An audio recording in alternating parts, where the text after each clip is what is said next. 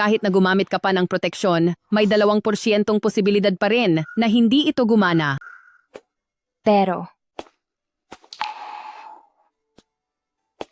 Ineng, tanggapin mo na ang totoo. Buntis ka sa kambal.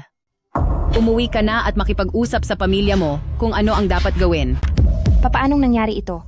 Gumamit si Lord Sheng ng isang buong kahon nung gabing iyon. Bakit buntis pa rin ako sa anak niya? Doble. Buksan na. Miss Xia, ngayon na ang huling deadline. Kailan mo babayaran ang pampaopera ng nanay mo?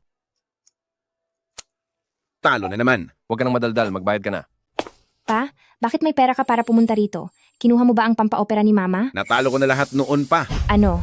Paano mo nagawa ito? Hiningi ko iyan kung kani-kanino. Pera iyon para iligtas ang buhay ni Mama. Umalis ka riyan.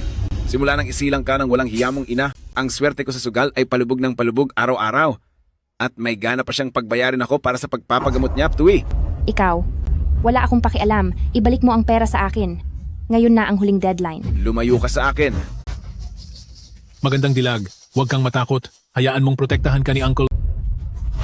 Sino ang mag-aakalang ang walang hiya at matandang si Xia ay may ganito kagandang anak? Pa, Magandang dilag, samahan mo kaming makipagkwentuhan ngayong gabi. Basta't mapasaya mo kami, ang utang sa sugal ng tatay mo ay ituturing na nating bayad. Talaga? Siyempre totoo. pa, E di ituring na nating tapos ang usapan. Mabuti. hindi maaari, tatay. Anak mo ako. Xiaoning, tulungan mo na ang tatay mo. Bitawan niyo ako. Bitiwan niyo ako. Tulungan niyo ako. Boss, pasensya na po talaga.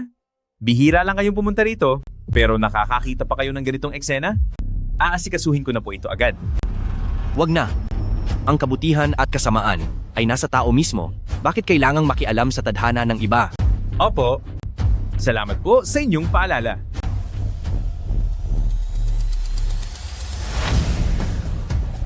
Sapat na ang napanood natin. Tara na. Opo boss, ingat po kayo sa paglakad. Kayo, huwag kayong lumapit. Huwag niyo akong hawakan. Huwag kang matakot, maganda. Hayaan mong alagaan ka ng mabuti ni Uncles. Ayoko. Huwag. Bitiwan niyo ako. Ano bang ginagawa mo? Kapag hinawakan niyo ako, maglalaho ako sa harap niyo ngayon din. Ikaw na bata ka. Inalagaan kita ng mahigit 20 taon. Ito ba ang igaganti mo sa akin? Mga boss, sige na, ituloy niyo na. Kapag nangahas siyang lumaban, parurusahan ko siya ng husto. Huwag, tatay. Tatay.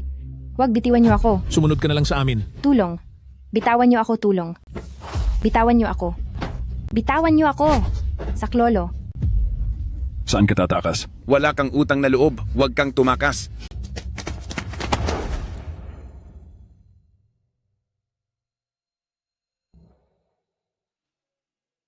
Naku, tapos na.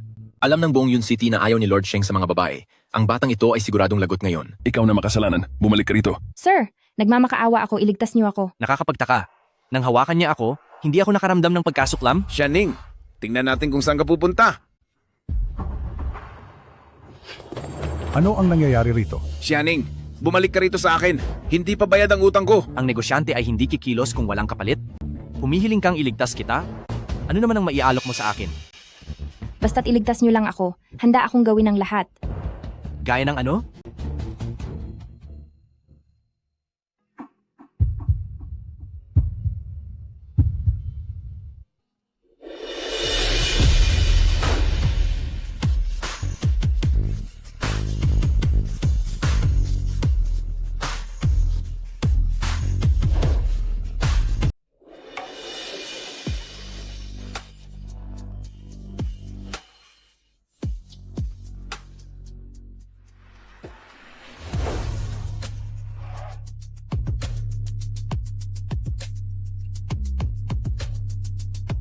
May lakas ka ng loob, nakitin ako? Alam mo ba kung sino ako? Hindi. Pero wala na akong ibang pagpipilian. Malinis ka ba? Ma. Malinis po.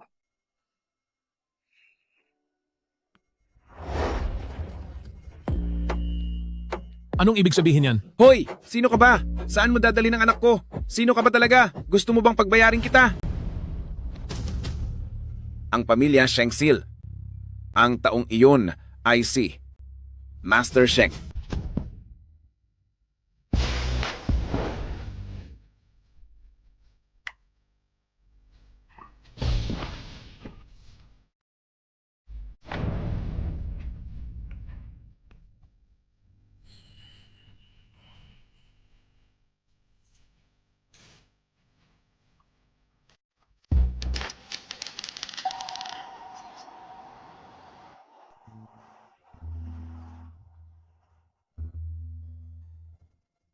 Ang baliw na ito. Pinagod niya ako ng buong gabi. Gaano na ba siya katagal na nagpipigil? Masakit ang buong katawan ko. Gising ka na? Opo, Isa pa nga. hindi pwede. Wag na muna po, masakit po. Ako ba ang may gawa nito? Hindi ko akalaing mawawala ako sa sarili dahil sa kanya.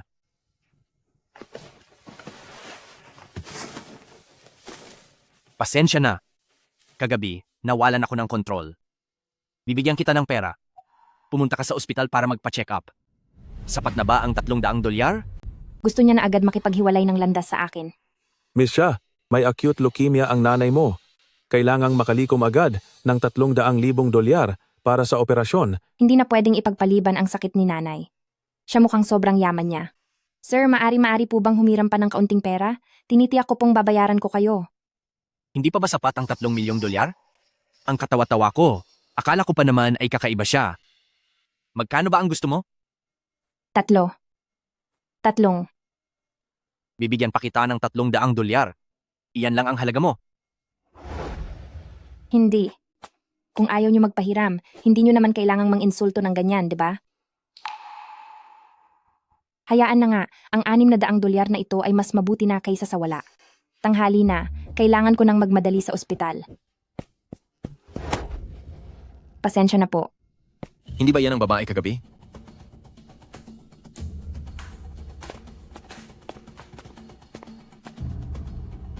Nasaan ang babaeng iyon? Kakakaalis lang niya ng nagmamadali. Kinuha ang pera at tumakas, magaling siya. Master Sheng, sabi ni Guryong Hongguang ay kakaiba ang tadhana mo. Isang babae lang ang maaari mong mahawakan sa buong buhay mo. Posible kayang ang siyaning na iyon ang itinakda para sa iyo? Hindi pa ako sigurado. Kailangang mas obserbahan ko muna. Ano ito? Ito ang internship certificate mula sa Tayan Group. Bilhin mo ang kumpanyang iyan sa loob ng 3 araw. Opo. Miss Shah, hindi maganda ang lagay ng nanay mo. Kailangang operahan siya agad. Nurse, may $600 dito sa card ko. Pakiusap, pwede niyo po bang ilabas ito para maipambayad sa bayarin sa ospital ng nanay ko? Sige po. Nay, wag po kayong mag-alala. Gaano man kahirap, gagawan ko ng paraan na makalikom ng pera para maligtas kayo. Miss Shia, nagkakamali ka ata? Hindi lang $600 ang laman ng 2 card na ito, kundi $6 na milyong. Ano? 6 na? Milyon? Bibigyan pa kita ng 300? Iyan lang ang halaga mo. Hindi pala daan ang tinutukoy niya noon, kundi milyon.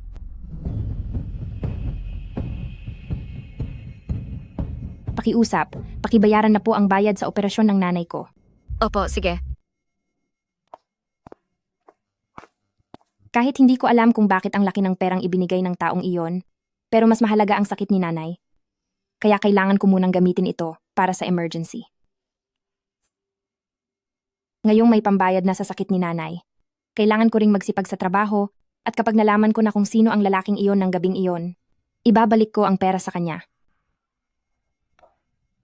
Ningning, anong ikinatutuwa mo? Sabihin mo na rin kay kuya, para sumaya rin si kuya. Supervisor Zhang, wag naman po ng ganyan. Ayaw ko. Huwag po, Supervisor Zhang. Hindi ba si Ate Ru ang kabit ni Supervisor Zhang? Bakit nakikipag-flirt siya sa bagong intern na iyan? Bata at maganda si Xianing. Sinong lalaki ang hindi magkakagusto sa kanya? Kung ikukumpara sa kanya, mukhang matandang losyang na si Ate Ru. Supervisor Zhang, masyado kayong mabait sa bagong intern. Hindi ba kayo natatakot na ma-misinterpret ng ibang empleyado? May gagawin pa ako? Aalis na muna ako. Salamat sa iyo. Kakarating mo lang ay inaakit mo na ang supervisor. Matindi rin ang diskarte mo Hindi po totoo yan. Dahil mukhang magaling ka naman. Lahat ng proposal na ito, dapat matapos mo ngayong araw. Ang dami naman nito. Paano ko ito matatapos lahat? Kung gayon, problema iyan sa kakayahan mo sa pagtatrabaho. Ang Tayan ay nakuha na ng Shengxi Group. ngayon ay sangay na ito sa ilalim ng Shengshi. Ang mga katulad mong taga-probinsya ay hindi nararapat na maging intern dito. Kung ang kakayahan mo sa trabaho ay hindi aabot sa standard, humanda ka ng matanggal. Darating si bagong presidente para mag-inspeksyon. Lahat ay bumaba para sumalubong. Bumaba tayo at tingnan. Tara na.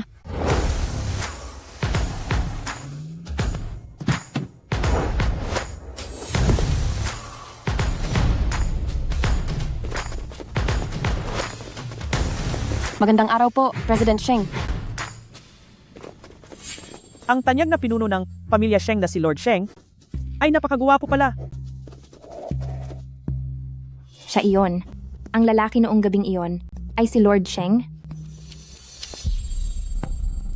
Ang lalaki noong gabing iyon, si Lord Sheng.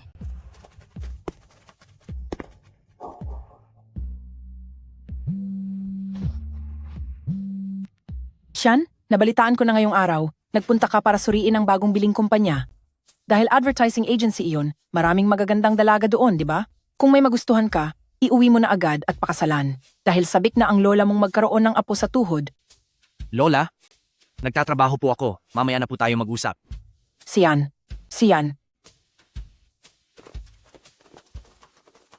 Sabi ng lahat ay ayaw ni Lord Sheng sa mga babae. At matapos ang gabing iyon, handa siyang magbayad ng 6 na milyong dolyar para lang iwasan ako. Siguradong sawang-sawa na siya sa akin. Kung bigla akong lalapit para ibalik ang pera, iisipin kaya niya na naghahabol ako sa kanya at baka matanggal pa ako sa trabaho sa galit niya. Anong nangyayari? Bakit pakiramdam ko ay laging nasusuka nitong mga nakaraang araw? Xianing, anong tinitingin-tingin mo? Huwag mong sabing dahil sa tingin mo ay medyo may itsura ka, ay susubukan mo nang akitin si President Sheng?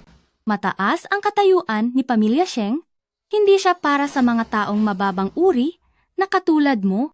Pinapayuhan kita? Itigil mo na yan. Ang aming ate Ru ay malapit nang ma-promote bilang assistant supervisor. Imbis na mangarap ka ng gising, bakit hindi mo na lang sipsipan si ate Ru para ma-regular ka na sa trabaho?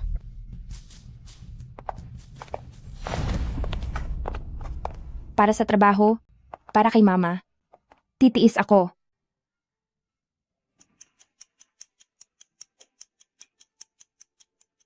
Tapos din sa wakas.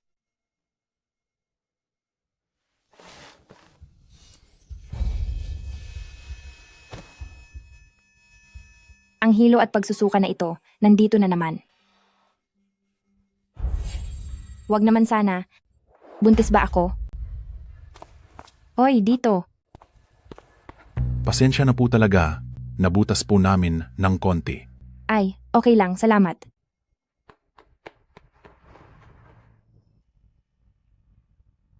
Gumamit naman kami ng proteksyon noon.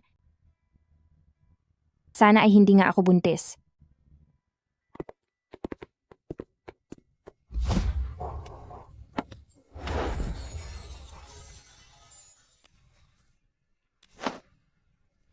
Paumanhin po, President Sheng. Gabi na? Bakit nasa kumpanya pa siya?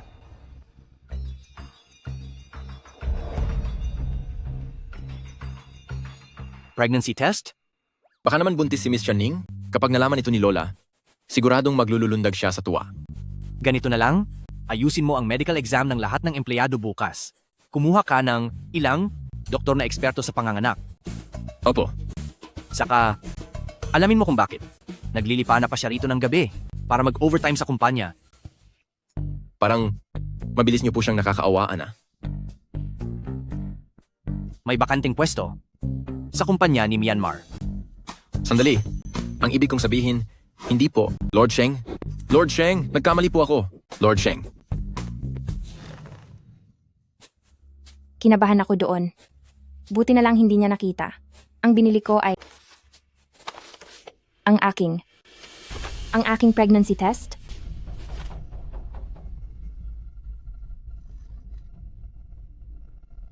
Hayaan na lang.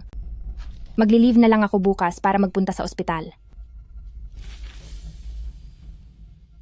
Ineng, tanggapin mo na ang katotohanan.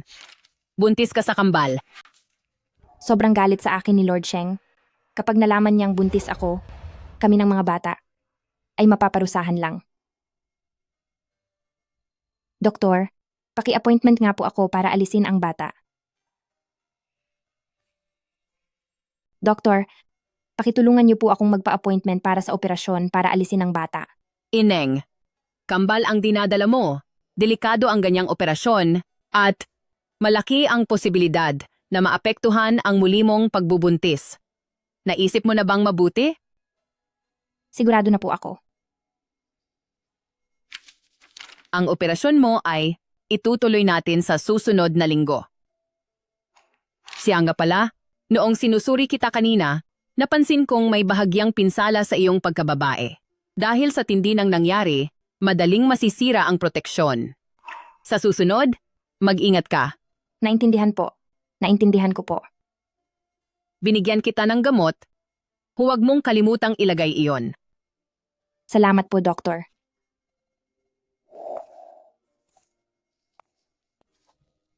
Ningning, nandito ka na pala. Sakto, may naka-schedule na physical exam ang kumpanya. Sabay na tayong pumunta. Physical exam? Bakit parang biglaan? Nagpalit kasi ng boss ang kumpanya. Pati mga empleyado baka magpalit din. May chismis na. Sa physical exam na ito, kung sinong may problema, ay pwedeng matanggal sa trabaho. Matatanda, sakitin o buntis, walang makakaligtas.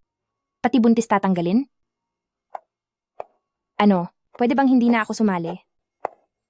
Gustong takasan ng check-up? Xianing, baka naman mayroon kang nakakahiyang sakit na tinatago? Wala.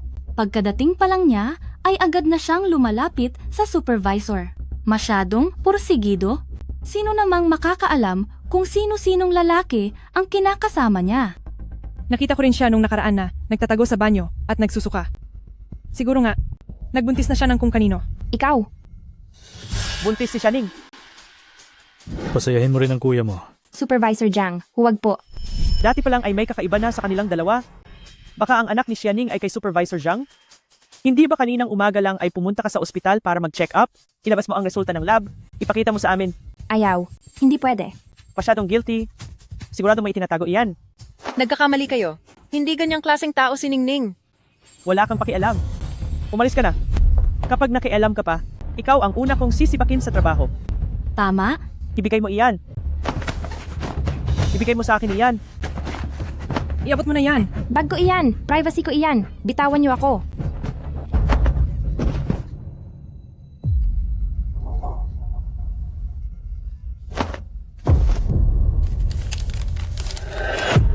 Anim na linggo ng buntis. Walang hiya ka. Totoo palang buntis ka sa anak ni Supervisor Jiang. Hindi po totoo iyan. Ang tagal kong sinamahan si Supervisor Jiang bago siya nakumbinsi na i-promote ako. Kapag nalaman niyang buntis ang babaeng ito, ang posisyon ng vice boss ay baka mapunta lang kay Xianing? Hindi maaari. Hindi ko hahayaang mapanganak niya ang batang iyan. Kayong dalawa, hawakan niyo siya.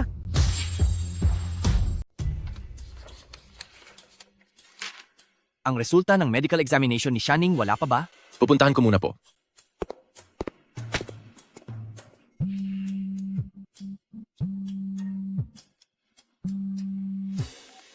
Hello po, Lola. Si Xian ba ito? Ipinadala ko ulit sa iyo ang ilang impormasyon tungkol sa mga mararangal na babae. Tingnan mo ito. Lola, huwag niyo na po akong alalahanin tungkol sa bagay na iyan. Guryong Hongguang, hindi ba sinabi ko na? Espesyal ang aking kapalaran. Isang babae lang ang maaari para sa akin sa buong buhay ko. Naduduwal ako kapag hinahawakan ako ng ibang babae. Pero hindi ka rin pwedeng maghintay lang ng ganoon na lang. Paano kung ang itinakdang babaeng iyon ay hindi kailanman dumating? Paano kung kapag umabot ka na sa 50 taong gulang, ay tsaka pa lang siya lilitaw? Wala nang natitirang mahabang panahon para sa akin. Ang tanging hiling ko lang ay bago man lang ako mawala, makita ko man lang ang aking mahal na apo sa tuhod. Naku, Lola, huwag po kayong magsalita ng ganyan. Tiyak na hahaba pa ang buhay ninyo. At saka, ang inaasam-asam ninyong apo sa tuhod, malamang ay paparating na. Ano? Totoo ba iyan? Sino ang babaeng iyan? Ikaw talagang bata ka. Bakit ngayon mo lang sinabi? Siya ang aming... Lord Sheng, may problema.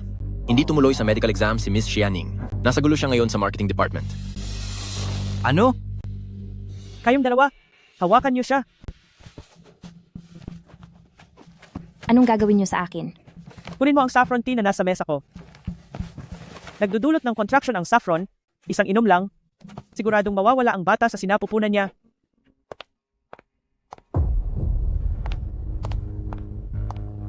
Xianing, ang tsaa na ito ay pampalusog ng katawan. Tamang-tama para sa mga buntis. Sige na, uminom ka na. Hindi, ayoko. Guanroru, ano ba ang nagawa kong masama? Bakit kailangang lagi mo akong pag-initan? Sisihin mo iyang mukha mo, masyadong kapansin-pansin.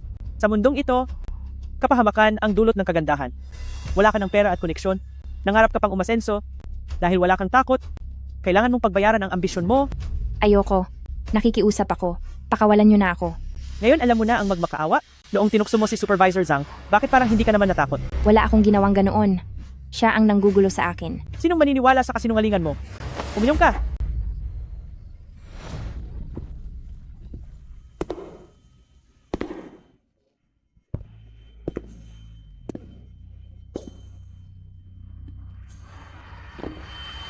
Tigil. Tumigil kayong lahat. Tigil na sabi.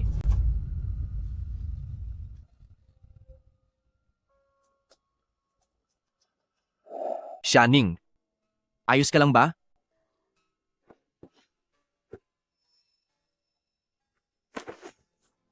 Sa loob ng 10 minuto, papuntahin si Dr. Bai dito. Opo. Anong nangyayari dito? Lord Sheng, bakit mo pinoprotektahan ang hampas lupang to? Binaliwala niyo ang disiplina ng kumpanya at binubuli niyo ang katrabaho niyo sa harap ng marami. Lahat ng nandito, si Bak na sa trabaho. Lord Sheng, hindi namin siya binubuli. Ang totoo, si Xianing ay walang modo sa kaniyang pribadong buhay. Nakikipaglandian siya sa ibang lalaki sa labas. Nabuntis siya nang hindi pa kasal, nagpabuntis lang siya. Inakit pa niya ang supervisor ng kumpanya para madaling ma-promote. Tama ang sinabi ni Ate Ru. Ang mga katulad niya, paniguradong may kung anong sakit yan? Paano kung makahawa pa siya? Totoo yun, Lord Sheng. Ang taong dapat nasisabakin ay si Xianing, hindi kami. Sa taong masama ang loob, lahat ay magmumukhang masama. Ilista ang pangalan nilang tatlo. Sa lahat ng kumpanya sa ilalim ng Sheng Group, hinding-hindi na sila tatanggapin. At sa iba pa, kapag nagsalita pa kayo ng isa pang beses, magiging katulad din niyo sila. Bakit nakatayo pa kayo dyan? Paalisin na sila. Bruha ka, nawalan ako ng trabaho dahil sa'yo. Pagbabayarin kita.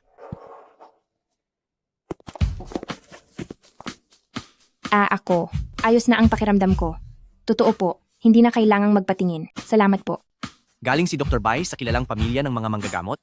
Kahit wala kang nararamdaman, hayaan mong bigyan kanya ng reseta para bumuti ang katawan mo. Pabor yun sa'yo. Hindi ko po kailangan. Lahat ng makikitang may problema sa health checkup ay posibleng matanggal sa trabaho. Ang matatanda, may sakit, buntis o may kapansanan walang makakaligtas. Kung hindi lang ako natatakot na malaman ang pagbubuntis ko at masisante ng katulad mong masamang kapitalista, hindi ako magiging ganito kapraning. Salamat po sa pag-aalala niyo, President Sheng, pero talaga pong hindi na kailangan. Marami pa po akong gagawin sa trabaho. Babalik na muna ako.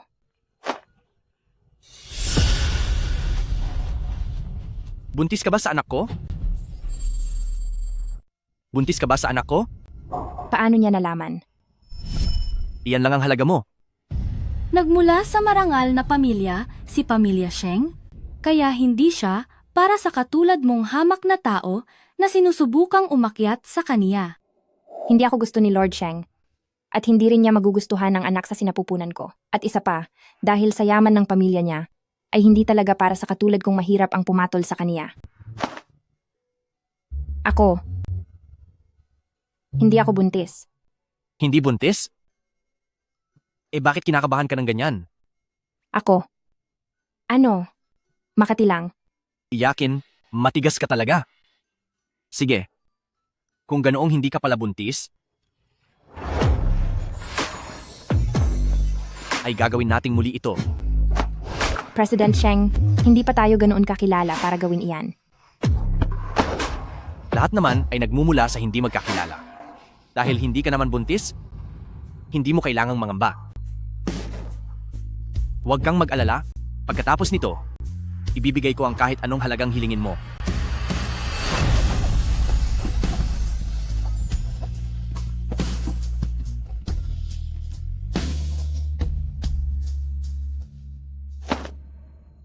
Anong tingin mo sa akin? Wala akong binibentang sarili. Ang 2 card na ito, ibabalik ko na sa iyo. May 5 milyon at 700,000 dolyar pa sa loob nito. At ang nagamit na 300,000 dolyar ay gagawa ako ng paraan upang mabayaran ka kasama ang interes. Pakiusap, wag mo nang uulitin ito sa akin.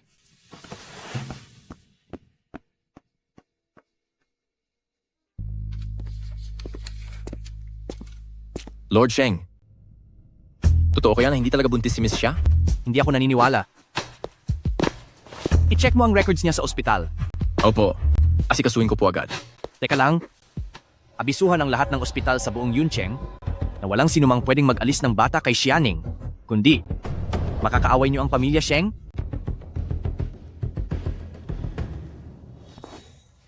Nakisama siya sa kung sinong lalaki sa labas. Nabuntis siya kahit wala pang asawa. Ang ganyang klase ng tao? Siguradong may dala siyang sakit. Mga anak ko, patawad. Hindi na talaga kayo kayang panatilihin ni Mommy.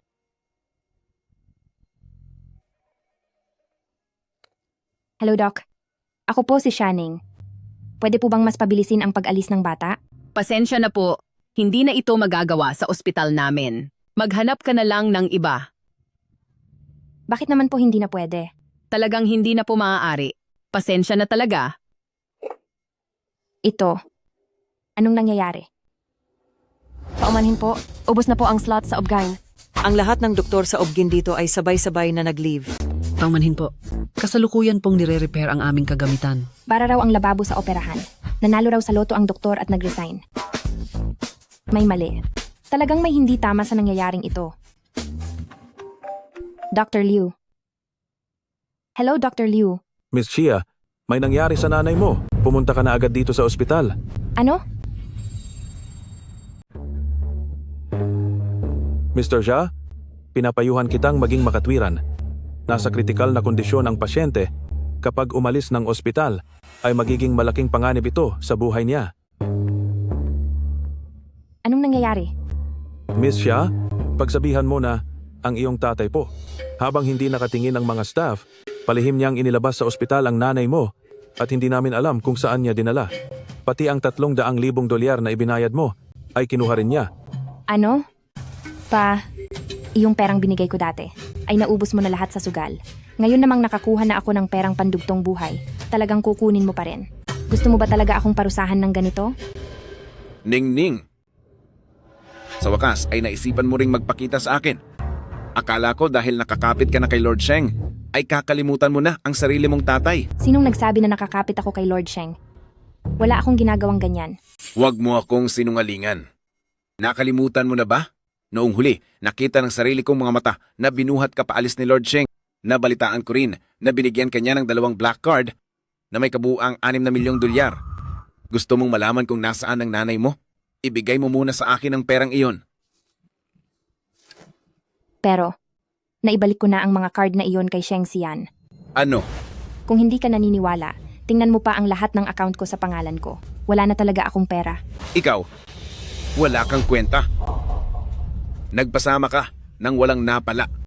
Ang tulad ni Lord Sheng ay isang malaking tao at ang maliit na halaga lang na mula sa bulsa niya ay sapat na para sa ating panghabang buhay na gastusin. Binibigyan kanya ng pera, tanggapin mo ng buong puso, huwag kang magpanggap na banal.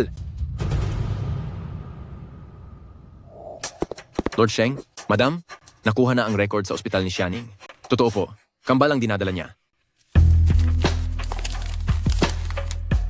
Hala, magkakaroon na ako ng apo sa tuhod at kambal pa. Salamat sa langit. O Diyos ko, tinig niyo ang panalangin ko. Kay pamilya Sheng, na pang-19 na henerasyong nag-iisa. At kay Xian, na may espesyal na kapalaran. Akala ko talaga sa henerasyong ito ay mapuputol na ang lahi natin. Sino ang mag-aakalang mabiyaya tayo ng masiglang pamilya? Nasaan ngayon si Xianing? Nasa ospital po si Miss Xia sa ngayon. Sa ospital?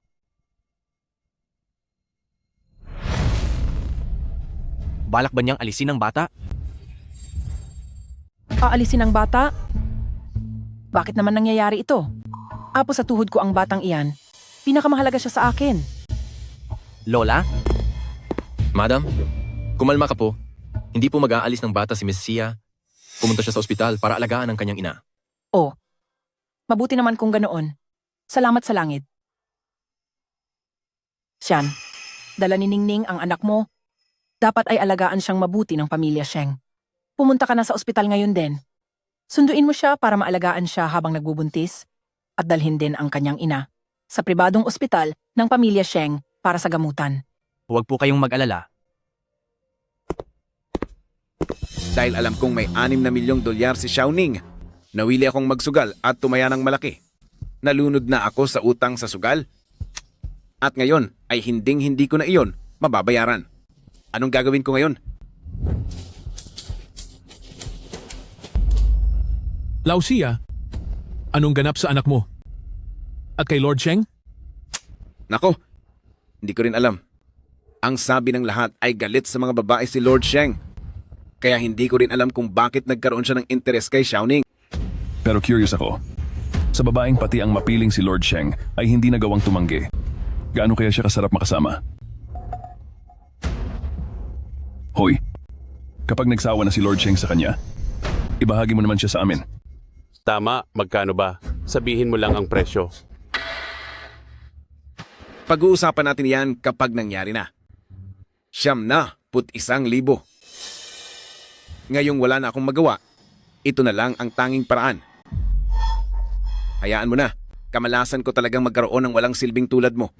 Napakalaki ng malas ko. Tara na, samahan mo akong puntahan ng nanay mo.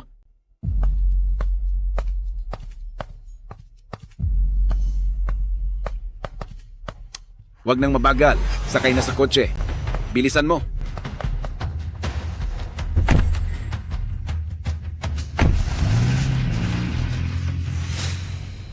Bakit parang bigla akong kinabahan?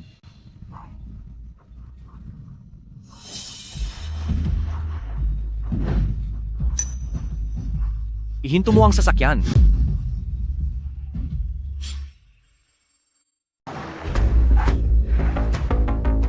Anong problema, Lord Sheng? Wala ito. Baka na malikmata lang ako. Bilisan mo ang pagmamaneho. Opo, sir.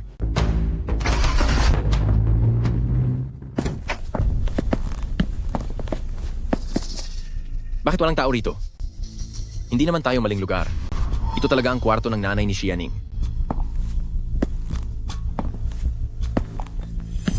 Pasintabi po. Kaibigan ba kayo ni Xianing? Opo. Nasaan siya? Ang ina ni Xianing ay may acute leukemia. Mahirap mang makaipon ng 300,000 dolyar para sa operasyon, pero kinuha ito ng sugarol niyang ama at pilit pang pinalabas sa ospital ang kanyang ina. Kaalis lang niya kasama ang kanyang ama. Sabi niya ay ibabalik niya ang kanyang ina, pero pakiramdam ko ay may hindi magandang nangyayari. Kung hindi naman kayo busy, mas mabuting sundan niyo sila. 300,000 dolyar para sa operasyon. Sir, pwede po ba akong humiram ng kaunting pera? Babayaran ko po kayo. Magkano ba ang kailangan mo? 3. 3. Anong tingin niyo sa akin? Hindi ako masamang babae. Itong 2 card, ibinabalik ko na sa inyo. May 5,700,000 dolyar pa sa loob niyan. Yung nagastos na 300,000, gagawin ko ang lahat ng paraan para mabayaran kayo pati na ang interes.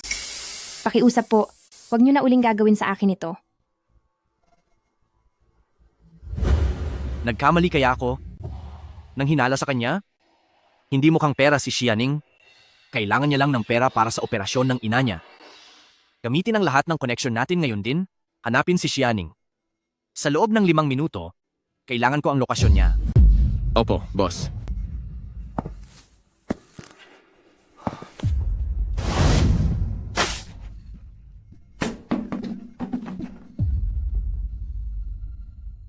Bakit kayo narito? Nasaan tayo? Bakit niyo ako kinuha? Bakit niyo ako itinali? Munting ganda. Ang matandang lalaking iyon na ang pangalan ay siya ay nakipagkasundo na sa amin. 100,000 dolyar sa bawat pagkakataon. May utang siya sa akin na 300,000 dolyar, kaya naman, kailangang samahan mo ako ng 3 beses. Sa akin naman ay 8 beses. Siya pa naman ang pinakamalaki ang utang sa akin. Mas mabuting unahin muna akong atikim ito. Nananaginip kayo. Nandito tayo sa gitna ng kawalan, liblib ang lugar na ito. Sa tingin mo ba ay makakatakas ka? Sumunod ka na lang sa amin, kundi ay malilintikan ka sa amin. Ayoko. Huwag niyo akong hawakan. Layuan niyo ako. Nahuli ka na namin? Sa tingin mo ba, makakawala ka pa? Bitiwan niyo ako. Huwag niyo akong hawakan. Buntis ako. Ano? Buntis? Buntis daw siya! Kung hindi kayo naniniwala sa akin, tignan niyo ang bag ko. Nandun ang resulta ng check-up ko.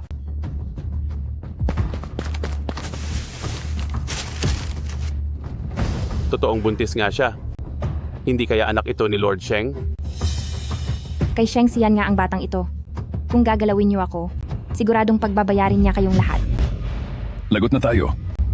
Kung anak nga ito ni Lord Sheng, hindi ba parang kinalaban na natin ang kamatayan nito? Punggas ka talaga. Lahat na lang ng sinasabi niya pinaniniwalaan mo. Si pamilyang Sheng ay nag-iisang tagapagmana.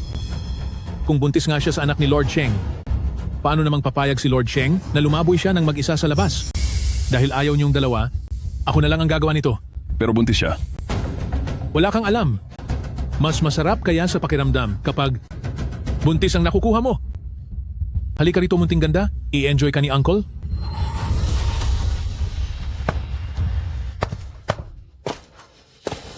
Wisit! Napakasakit nito.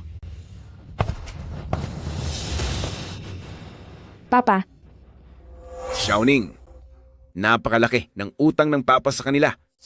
Kapag hindi pa ako nakabayad, parurusahan nila ako at itatapon ako sa ibang bansa. Inalagaan kita ng mahigit 20 taon. Ituring mo na lang itong pagtanaw ng utang na loob. Pwede ba? utang na loob? Para saan? Mula noong bata pa ako, wala kang ibang ginawa kundi uminom at magsugal. Kapag natatalo ka, kaming dalawa ni Mama ang pinagbabalingan mo. Tigil.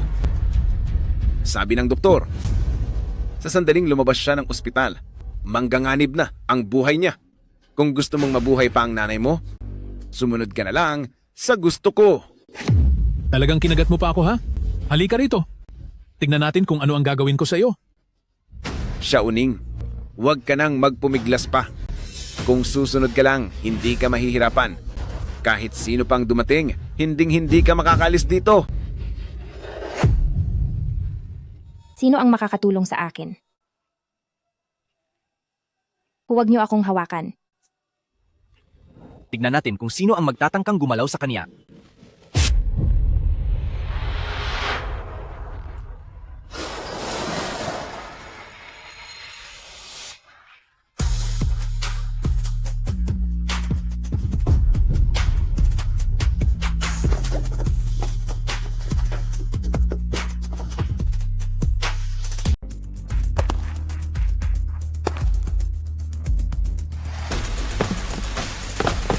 Hulihin ang lahat?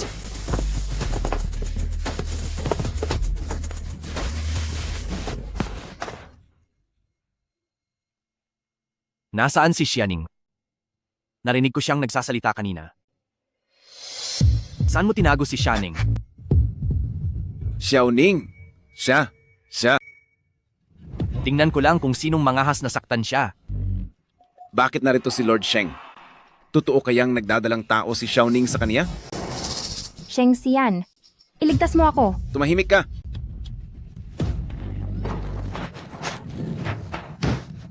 Huwag kang maingay. Kapag naglabas ka ng kahit anong tunog, humanda kang mawala ang nanay mo.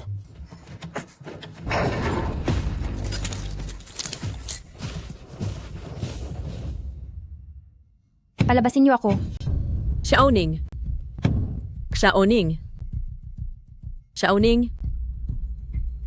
Ma, Lord Sheng, pasensya na po. Hindi kayo napataon. Si ex-Auning ay kanina pang sinundo ang nanay niya. Siguro po sa ngayon ay nasa daan pa sila papuntang ospital. Talaga? Opo. Totoo po. Wala po akong lakas ng loob nalokohin kayo.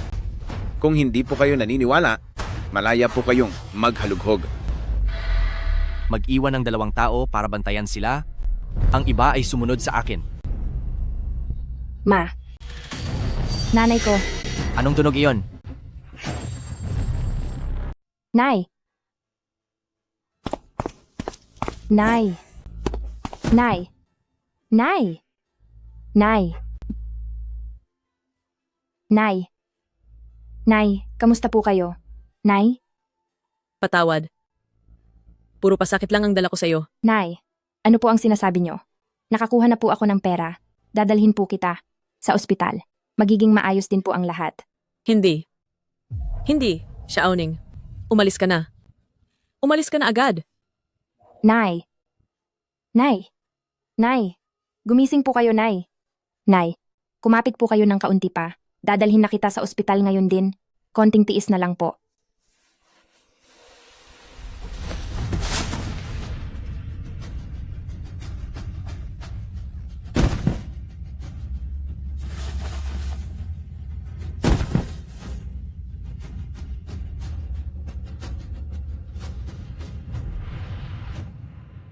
Palabasin niyo ako. Pakiusap, palabasin niyo ako. Sheng Xian. Tulungan niyo ako. Tulungan niyo ako. Iligtas niyo ang anak natin. Anong boses iyon? Lord Sheng! Lord Sheng! Masyado pong marumi sa loob. Maraming patay na daga kahit saan. Baka marumihan lang po ang sapatos nyo. Opo, opo. Matagal na pong umalis si Xianing.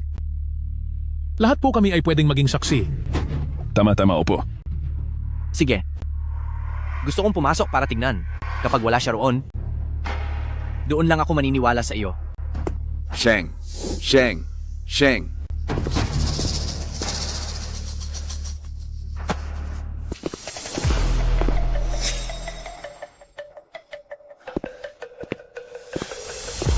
Lord Sheng,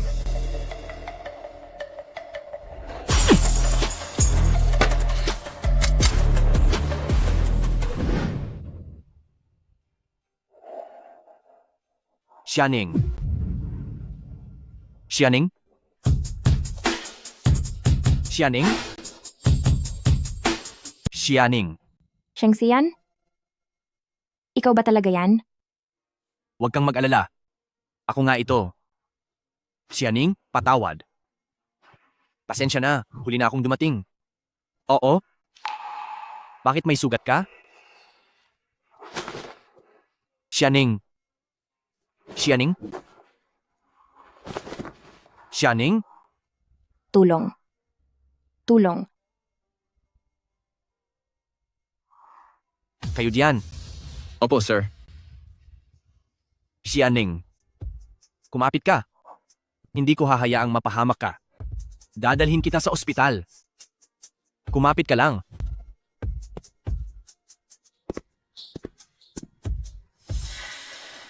Nay. Nay. Nanay. Miss Xia, ligtas na po ang lahat. Special Assistant Lu. Miss Xia, maayos na po ang kalagayan ng inyong ina. Nag-imbita na po si Lord Sheng ng pinakamagaling na doktor sa leukemia sa buong bansa. Kapag lumakas na po ang katawan ng nanay nyo, isasagawa na agad ang operasyon. Hindi lang ako niligtas ni Sheng Xian. Inayos din niya ang operasyon ni nanay.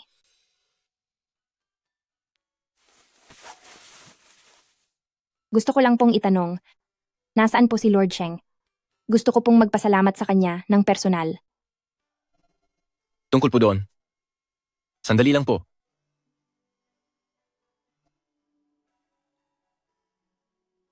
Lord Sheng, gising na po si Miss Xia. Naintindihan ko. Pabalik na ako agad.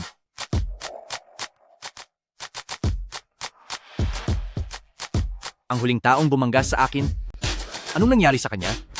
Sagot po sa inyong tanong, Lord Sheng. Pinutulan ng kamay at paa. Pagkatapos ay tinapon sa dagat.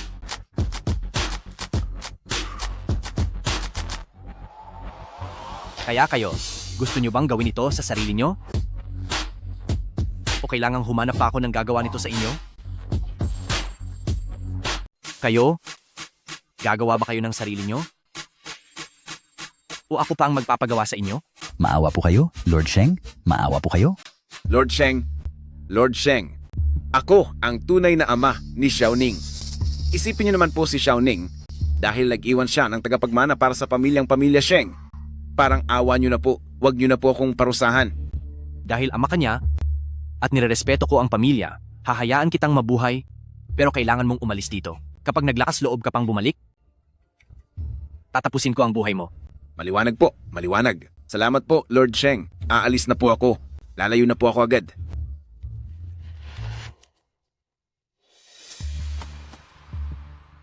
Para naman sa inyong tatlo, naniniwala ako sa turo ng Buddha, kaya may awa ako at hindi ko nakukunin ang buhay nyo.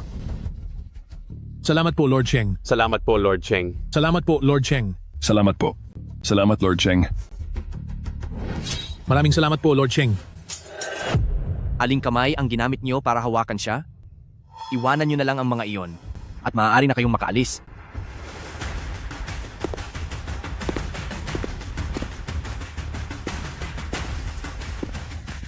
Lord Sheng?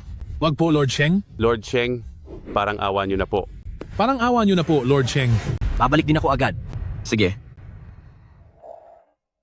Katatapos lang asikasuhin ni Lord Sheng ang mga bagay-bagay at pabalik na siya ngayon.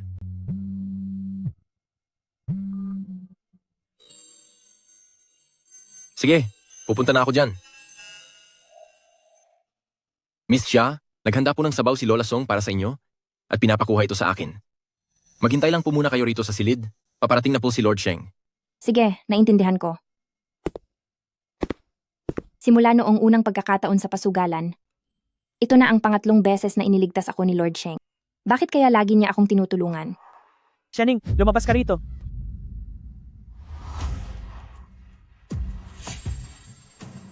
Sige, Xiaoning. Matagal kitang hinanap. Nandito ka lang pala sa ospital at nagpapahinga. Bakit? Sa dami ng mga ginawa mong kasalanan, ito na ang karma mo. Juan Roro, anong ginagawa mo rito? Dahil sa iyo, marami sa amin ang nawalan ng trabaho at pagkatapos ay tatalikuran mo lang kami ng ganoon? Walang ganoong kadaling paraan. Si President Sheng ang nagpaalis sa inyo? Bakit hindi ka sa kanya makipagtalo? Ikaw? Sige, talagang hindi ka makikinig hanggat hindi ka napapahamak. Xiaoning, tingnan mo. Ano ito? Paano nangyari iyon? Hindi. Peke iyan. Gawa lang iyan ng AI. Ano naman ngayon? Masyado nang mabilis ang teknolohiya ng AI ngayon. Wala nang makakapagsabi kung alin ang totoo. Anong balak mong gawin? Siyempre, tatapusin kita, Xiaoning. Sa sandaling pindutin ko ang send, ang video na ito ay lalabas sa homepage ng kumpanya, mga group chat ng mga empleyado, at maging sa mga chat ng ating industriya. Sa oras na iyon, makikita ni Lord Sheng ang tunay mong pagkatao. Ayaw na ayaw niya sa mga mapandaya. Sa tingin mo, sa oras na iyon, mananatili ka pa kaya sa kumpanya? Paninirang puri ang ginagawa mo. Labag iyan sa batas. Burahin mo na agad ang video. Gusto mong palayasin kita? Managinip ka. 3, 2. Huwag. Huwag. Pakiusap. 1. Xiaoning, maghintay ka na lang na mawala ang lahat sa iyo.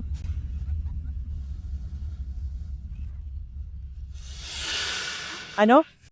Hindi na send. Bakit walang signal? Sino ang nagbigay sa iyo ng lakas ng loob na saktan ng tao ko?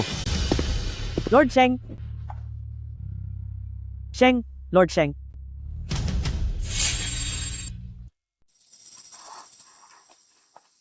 Ilabas siya sa Yun City. Ang mga video files sa cellphone, burahin niyo ng tuluyan. Siya, pati na ang supervisor Zhang na iyon, ay habang buhay nang hindi makakapagtrabaho sa industriyang ito. Opo, boss. Lord Sheng, parang awa mo na. Bigyan mo ako ng pagkakataon. Lord Sheng, Lord Sheng.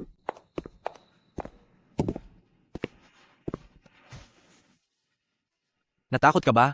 Hindi po. Hindi naman. Alam ni Lola na masama ang pakiramdam mo, kaya sadyang nagpaluto siya ng sabaw para sa iyo. Uminom ka muna ng kaunti para kumalma ka. Maraming salamat po.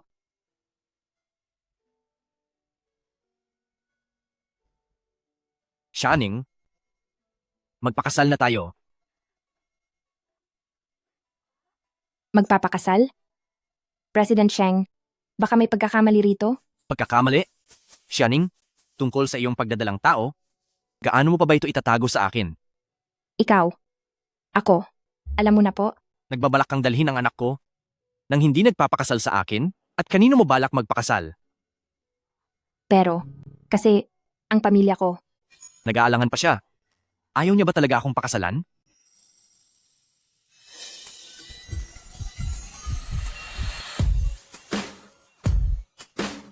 aray, Xianing, balak mo bang dalhin ang anak ko at magpakasal sa ibang lalaki? Hindi iyon mangyayari hanggat nandito ako. tao ba siya o aso? Ang sakit. Patawad, hindi ko na kontrol ang lakas ko, nasaktan tuloy kita. Hindi naman. 26 na taon na akong walang relasyon, pero bakit kapag kaharap ko siya, ay paulit-ulit na lang akong nawawala sa sarili? Guryong Hongguang, ang tinutukoy ninyong nakatakda para sa akin, sa oras na dumating siya, ano po ang mga senyales? Kung saan ang nasa iyong puso, doon ka pupunta. Kapag dumating na siya, ay tiyak na mararamdaman mo ito. Ito na kaya ang sinasabi ng master na pakiramdam? Mukhang kailangan ko ng oras para pumuntang muli sa Chengguang Temple. Xianing, walang anak sa labas ang pamilya Sheng at hindi hahayaang ang kadugo namin ay mapunta sa iba. Kung nag-aalala ka talaga, maaari muna tayong sumubok magsama sa loob ng 1 taon, isilang muna natin ang bata, saka natin pagdesisyonan kung itutuloy pa natin ang ating pagsasama. Ito ang prenup agreement. Xianing, pagkapanganak mo, doon na natin pagdesisyonan kung itutuloy pa ang ating kasal. Pero, hindi ba ang sabi ng marami ay ayaw mo sa mga babae? Sabi pa nga nila ay hinding-hindi ka na ikakasal. Iyon pala, ang ikinababahala niya ay ang bagay na iyon. Ang aking katawan ay kakaiba. Sa karamihan ng mga babae ay may natural akong pag-iwas o rejection. Kaya naman, ginawa ko ang hakbang na ito. Iyon pala ang dahilan. Xianing, kapag nagpakasal ka sa akin, makakakuha ka ng $1 bilyong na cash at 20% ng share sa Sheng Group. At saka, bubuo rin ako ng pinakamagaling na grupo ng mga eksperto sa leukemia upang tutukan ang lagay ng iyong ina. Kapag pinirmahan ko ito, hindi ko na kailangang mag-alala sa sakit ni Mama. Mukhang si Lord Sheng ay magiging isang responsableng ama. Kung ang 2 bata ay isisilang sa pamilya Sheng, ay para na silang nasa itaas mula pagkabata. Makakakuha pa ako ng 1 bilyon at hindi ko na kailangang magtrabaho habang buhay. Mukhang wala namang mawawala sa akin. Ano kaya kung pirmahan ko na ito?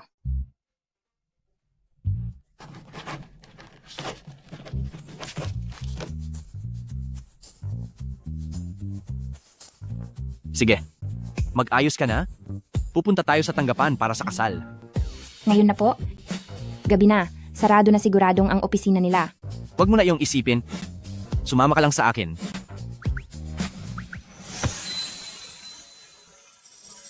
At ganoon na nga, walang kaabog-abog na naikasal na agad ako. Ayos lang ang biglaang pagpapakasal, pero ang makasal kay Sheng Xian, na hinahangaan ng lahat ng babae sa buong Yun City, ang pakiramdam na ito ay parang hindi totoo.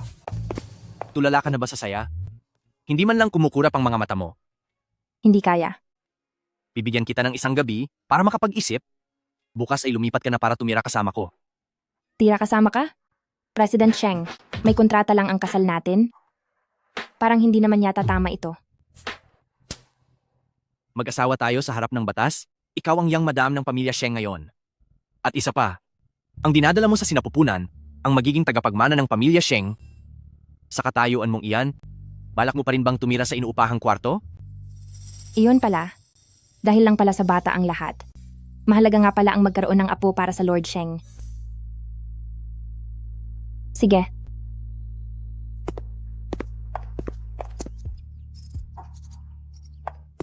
Bahay ba talaga ito? Mukhang isang kastilyo. Magandang araw po, young madam. Ay, nanay ko. Magiging ina ka na? Bakit ang clumsy mo pa rin? Pero kahit ganoon, ang cute niya rin. Mag-iingat na po ako. Bitiwan mo nga ako. Maraming nakatingin sa atin. Namumula ka na agad? Marami pang pagkakataon para mahiya ka sa hinaharap. Ikaw. Puro kakalokohan. Anong klaseng paniniwala ba ang mayroon siya? Aking mahal na Ningning. Ang mahal kong manugang. Hay nako, Ningning. Ang aking mahal na manugang. Pagkapasok mo pa lang, ay hindi na kayo makapaghintay na magyakap. Napakaganda talaga ng samahan ninyong dalawa. Ang sarap talagang maging bata. Tingnan mo, pagmasdan mo, napakabait at napakaganda mo. Isa ka talagang mabuti at magalang na bata. Ang swerte talaga ni Sian sa iyo. Ito ang lola ko. Magandang araw po, Lola. Mabuti naman, mabuti naman. Mahal kong apo, dahil dinadala mo ang susunod na tagapagmana ng pamilya Sheng, itinuturing ka naming isang mahalagang bayani ng pamilya. Dito sa loob ng card na ito, mayroong 300 milyong dolyar. Gamitin mo iyan sa kahit anong gusto mo. 300 milyong dolyar? Hindi ko po ito matatanggap. Heto, kunin mo. Hindi po hindi. Hindi ko po talaga ito maaaring tanggapin. Hay, ito ay tanda ng pagmamahal ko sa iyo. Kailangan mo itong tanggapin. Ayoko po. Tanggapin mo na ito. Talagang hindi ko po matatanggap yan. Kapag hindi mo tinanggap, malulungkot si lola. Kung ganoon. Salamat po, Lola. Mahal kong apo, pumarito ka at tingnan mo. Ito ang nahanap ko para sa iyo. Ang pangkat ng mga eksperto para sa iyong panganganak. Magandang araw po, young mistress. Tingnan mo. Ang isang ito ay isa sa mga pinakamagaling na espesyalista sa pagbubuntis sa bansa. Siya ang bahala sa lahat ng iyong pagsusuri at gabay para sa kalusugan habang ikaw ay buntis. At ang isang ito naman ay ang sarili mong nutrisyonista. Gagawa siya base sa pangangailangan ng iyong katawan at iyong kondisyon ng listahan ng kakainin mo sa agahan, tanghalian at hapunan. Ang dalawang ito naman ay mga sinanay na mabuti na tagapangalaga para sa ina at bata na magbabantay sa iyo ng 24 na oras. Mayroon pa kaming dalubhasa sa tradisyonal na pangangalaga, guro para sa iyong anak sa sinapupunan, at psychologist para sa mga buntis. Hindi po ba parang medyo sobra na ito? Sobrang eksaherado naman ito, Diyos ko. Hindi yan eksaherado.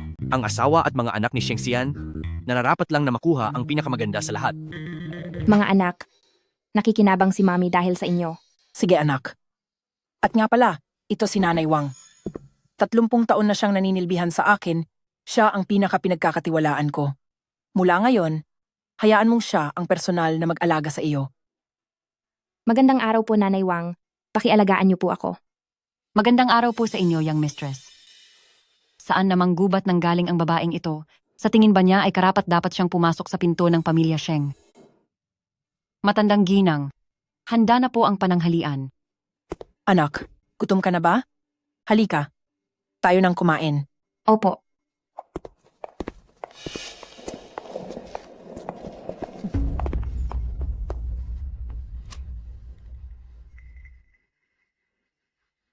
Miss Yu, may malaking problema. Nagdala ang young master ng babaeng buntis dito at nag-imbita pa siya ng buong medical team ng mga eksperto para siguradong ligtas ang pagbubuntis niya sa pamilya Sheng. Ano? Paano itong nangyari? Walang kwenta. Marunong ka ba talaga mag-ayos ng kuko? Umalis ka na sa harapan ko, layas. Lumayas ka sa harapan ko. Pasensya na po, Miss Yu. Patawad po, patawad po. Hindi ba't sabi nila ay ayaw ni Lord Sheng sa mga babae at diring-diri siya kapag may humahawak sa kaniya? Ginawa ko na ang lahat para akitin siya, pero hindi umubra. Paano kaya ang babaeng iyon nagkaroon ng anak? Nanay Wang, balita ko ay maganda ang takbo ng trabaho ng anak mo sa U-Group. Nitong mga nakaraang araw, mayroon kaming kailangang punan na posisyon para sa project manager. Iniisip ko, kung dapat ko ba siyang irekomenda. Young mistress, ang buong pamilya namin ay tapat na tapat sa inyo. Sabihin niyo lang po kung ano ang kailangang gawin. Napakahusay. Wala akong pakialam kung anong paraan ang gagawin mo. Hinding-hindi mo dapat hayaan ang masamang babaeng iyon na maituloy ang pagbubuntis niya.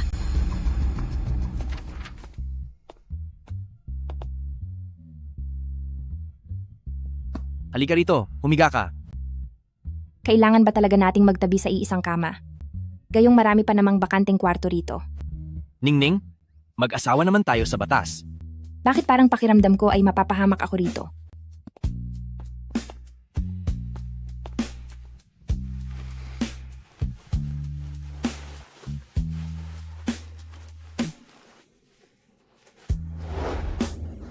Hindi maaari.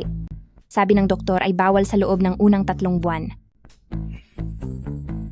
Hindi pwede. Sabi ng doktor bawal sa unang 3 buwan. Lalagyan lang kita ng pregnancy oil. Ano ba ang iniisip mo? Pasensya ka na.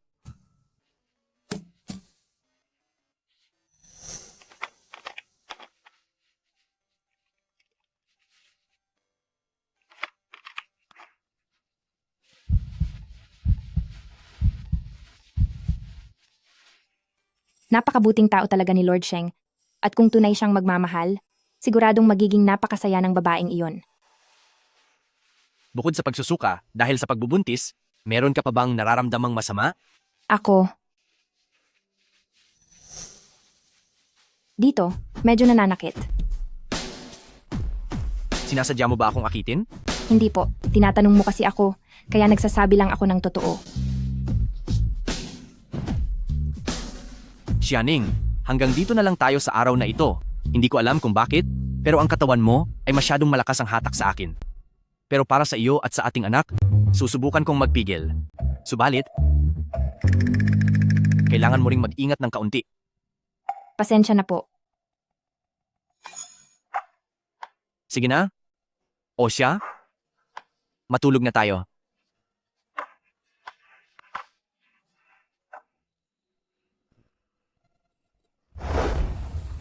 Lord Sheng, ikaw. Huwag kang malikot. Matulog na. Hindi po ganoon, Lord Sheng. Masyadong mahigpit ang yakap mo. Hindi ako makatulog.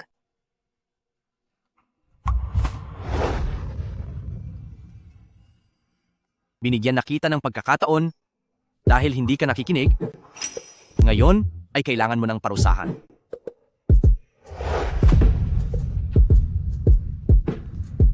Huwag kang mag-alala. Gagawin ko itong dahan-dahan.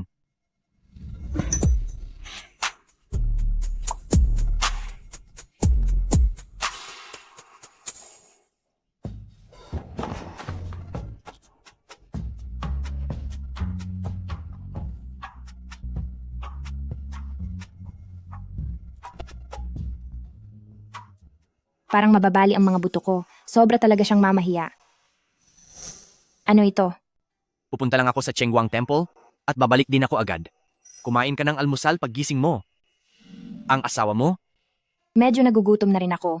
Makababa na nga para makahanap ng makakain. Nanay Wang, magandang umaga po. May almusal pa po ba? Ang matandang ginang at ang amo ay maagang nagising at umalis na. Isang dukhang ginamit lang ang bata para makaangat sa buhay at ngayon ay tinanghali na ng gising. Naku, akala mo talaga ay naging young mistress ka na. Halatang galing sa probinsya, wala talagang alam sa tamang asal. Hoy, teka, kaya naman pala, ang pagiging mabait niya kahapon ay pakitang tao lang. Ang buhay sa marangyang pamilya ay hindi talaga biro. Pasensya na po, wala po akong intensyong bastusin kayo. Punta na lang po ako sa kusina para magluto ng sariling pagkain. Habang wala pa ang matandang ginang at ang amo, dapat ko nang madaliin ang utos sa akin ni Miss Yu. Tumigil ka! Ang pamilya Sheng ay hindi katulad ng mga ordinaryong pamilya. Kung talagang gusto mong manatili rito, simula sa araw na ito, dapat kang matuto ng tamang asal sa akin. Naintindihan mo ba? Si Nanay Wang ang pinagkakatiwalaan ng matandang ginang. Ibig bang sabihin ay utos ito ng matandang ginang? Opo, naintindihan ko po. Isuot mo ito at sumunod ka sa akin.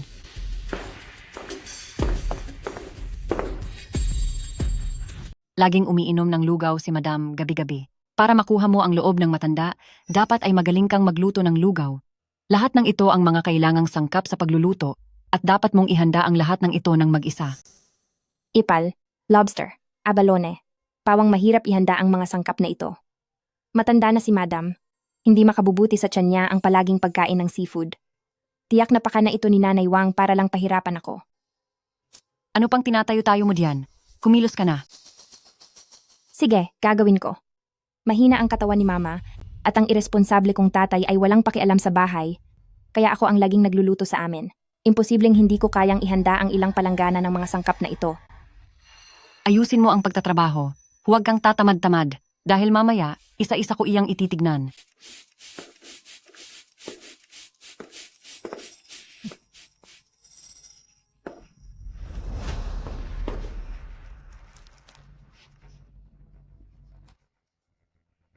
Pagkatapos niyang magtrabaho, sa sobrang dulas ng hagdan na ito ay siguradong matutumba siya at ang dinadala ng masamang babaeng iyon sa sinapupunan ay mawawala na. Master, tungkol po sa akin, may nakilala po akong isang babae kamakailan. Ito po, ang petsa at oras ng kanyang kapanganakan. Maaari niyo po bang tignan? Siya na ba ang nakatakda para sa akin?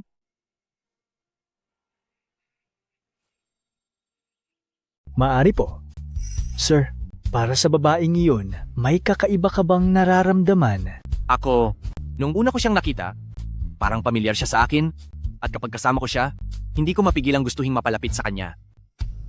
Tama ang hinala mo. May ugnayan kayo sa nakaraang buhay na nagpapatuloy hanggang ngayon, kaya pahalagahan mo ito ng mabuti. Talaga po ba? Napakaganda nito. Shining, ang buti at ikaw iyan. Pero may isang bagay pa akong dapat ipaalala sa iyo. Sa pagbabasa ko sa tadhana ng babaeng ito, marami siyang naranasang pagsubok noong bata pa siya. At siguradong mahina ang kanyang pangangatawan. Kailangang alagaan siyang mabuti sa panahon ng pagbubuntis. Hindi siya pwedeng gumawa ng mabibigat na trabaho at lalong hindi pwedeng mabagok o masaktan. Dahil kapag may nangyaring masama, mahihirapan na siyang magkaanak muli. Gising na ba si Madam? Lord Sheng, ito ang kuha ng monitoring camera sa bawat bahagi ng bahay. Mula sa ipinalagay niyo kagabi, pakitingnan po ninyo. Magtrabaho ng maayos. Huwag kang magtamad-tamaran. Walang hiya kayo. Umuwi na tayo agad. Opo, sir. Ari ba ito? Hay naku, Miss Yu, magtiwala lang po kayo sa akin. Dito po sa Pamilya Sheng, walang CCTV. Kapag dumating ang oras, pupunasan ko ang mga langis sa sahig. Sasabihin ko po na si Shining mismo ang aksidenteng nahulog sa hagdan. Sino ba ang makakaalam kung ano ang totoong nangyari? Hindi ba? Sige. Magtitiwala ako sa iyo sa pagkakataong ito. Kapag nagtagumpay ang lahat, mabilis na mapopromote ang anak mo. Salamat po. Miss Yu ha. Hanapan ko po kayo ng lugar kung saan kita ang buong sala ng Pamilya Sheng. Magsisimula na ang isang magandang palabas. Panuurin niyo na lang po.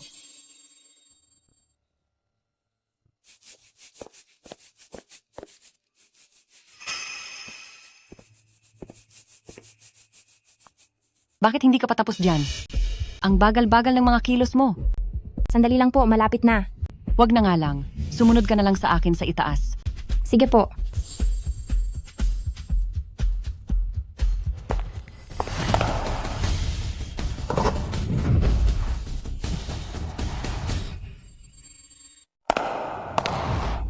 Shining,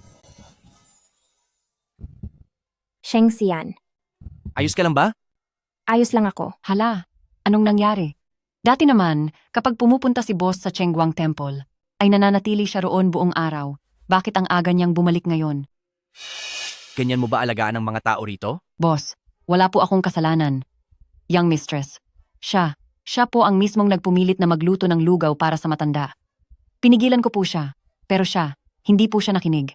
Teka boss. Aray. Boss, inosente po ako. Nanay Wang, dahil bahangal ka, iniisip mong ang lahat ay kasing tanga mo. Sasabihin ko sa iyo, kagabi lang ay biglaan, naming nilagyan ng villa ng ilang 10 mga kamera. Ang lahat ng ginawa mo ay nakuhaan ng video. Mismong ebidensya na ang magpapatunay. Susubukan mo pa bang magsinungaling? Ano? Sinubukan ni Nanay Wang na manakit ng kapwa at malinaw ang mga ebidensya laban sa kanya. Dalhin na iyan sa istasyon ng pulis. Masusunod po. Naku po. Boss, young mistress, maawa po kayo, patawarin niyo ako. Nanay Wang ay tao pa rin ni Lola. Hindi ba't parang hindi tama ang gagawin nating ito? Naglakas loob siyang saktan ka at kahit sino pa siya, dapat siyang mabulok sa kulungan. Ilayo na yan. Opo. Boss, patawad po. Nagkamali ako.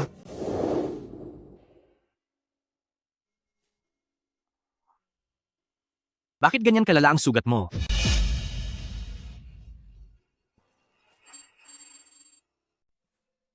Ayos lang. Hindi naman masakit. Shining, tandaan mo, bilang babae ko, huwag mong titiisin ang sarili mo at lalong huwag mong susubukang pumanig sa kahit kanino. Sa susunod na apihin ka uli, sabihin mo agad sa akin. Dapat matuto kang humingi ng tulong. Iyan naman ang gamit ng isang asawa, di ba? Naintindihan mo ba? Sheng Xian. Salamat. Dahil palagi kang narito sa mga oras na kailangan kita. Ano uli ang itinawag mo sa akin? President Sheng.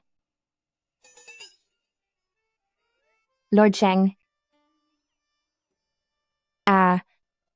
Asawa ko. Ganyan nga dapat. Pero, hindi sapat ang pasasalamat lang sa salita.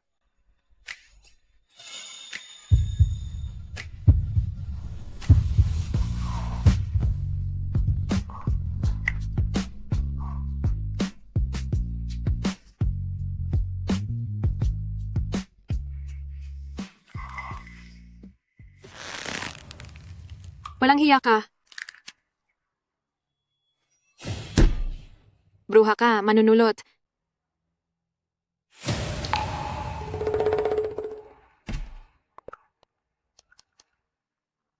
Pa, gusto kong magtrabaho sa Tayan Group. Bakit mo biglang gustong pumunta roon? Balita ko may isang babaeng malandi na umaakit kay Lord Sheng. Gusto ko siyang harapin mismo. Sige, ayusin ko ang lahat. Masamang babae ka. Maghintay ka lang. Siguraduhin kong magbabayad ka.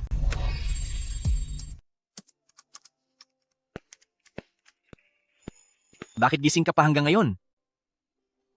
Babalik na kasi ako sa trabaho at nabalitaan ko na. Sa susunod na buwan ay mayroong napakahalagang bidding sa kumpanya. Gusto ko ring magpasa ng sarili kong plano. Sakali lang na mapili ito. Ang galing maganda ang planong ito. Ang kliyenteng ito ay isang sumisikat na listed real estate company at ang kailangan nila ay ang pag-promote ng kanilang mga bagong property. Itong plano mo, pagdating sa pagiging praktikal, control sa budget, pati na sa aspeto ng pagiging malikhain, ay saktong-sakto sa hinihingi nila. Siguradong ikaw ang mananalo rito. Talaga po? Oo naman. Pero, hindi naman ikaw ang magdedesisyon. Dapat magustuhan din ito ng kliyente. Magugustuhan nila iyan. Paano mo nalaman? Basta, alam ko lang. Sige na, medyo gabi na rin. Magpahinga ka na. Maliligo lang muna ako. May sugat ang kamay mo. Paano kanyan maliligo? Ayos lang po. Mag-iingat na lang po ako. Tutulungan na kita. Ano po? Sabi ko, ang asawa mo ang tutulong sa'yo. Wag na po. Sheng Xian, ibaba mo ako. Imamassage ko na rin ang mga bahaging masakit at namamaga. Wag na po. Wag na talaga po. Lord Sheng, Madam, nandito na po tayo sa opisina. Sandali, bababa muna ako kapag wala ng tao. At pagkatapos ng 10 minuto, ay bumaba ka na rin. Hindi dapat tayo makitang magkasama. Bakit? Ikinakahiya mo ba ako? Hindi naman. Kaya lang, ikaw ang boss ko. At kapag nalaman ng iba ang relasyon nating dalawa, sa kumpanyang ito sa hinaharap, magkakaroon pa ba ako ng katahimikan? Gusto ko lang namang magtrabaho ng maayos bilang normal na empleyado. O sige, kung ganoon. Pero, kailangan kong mag-iwan ng marka. Ayaw ko kasing mapansin ka ng ibang mga lalaki. Anong marka? Teka.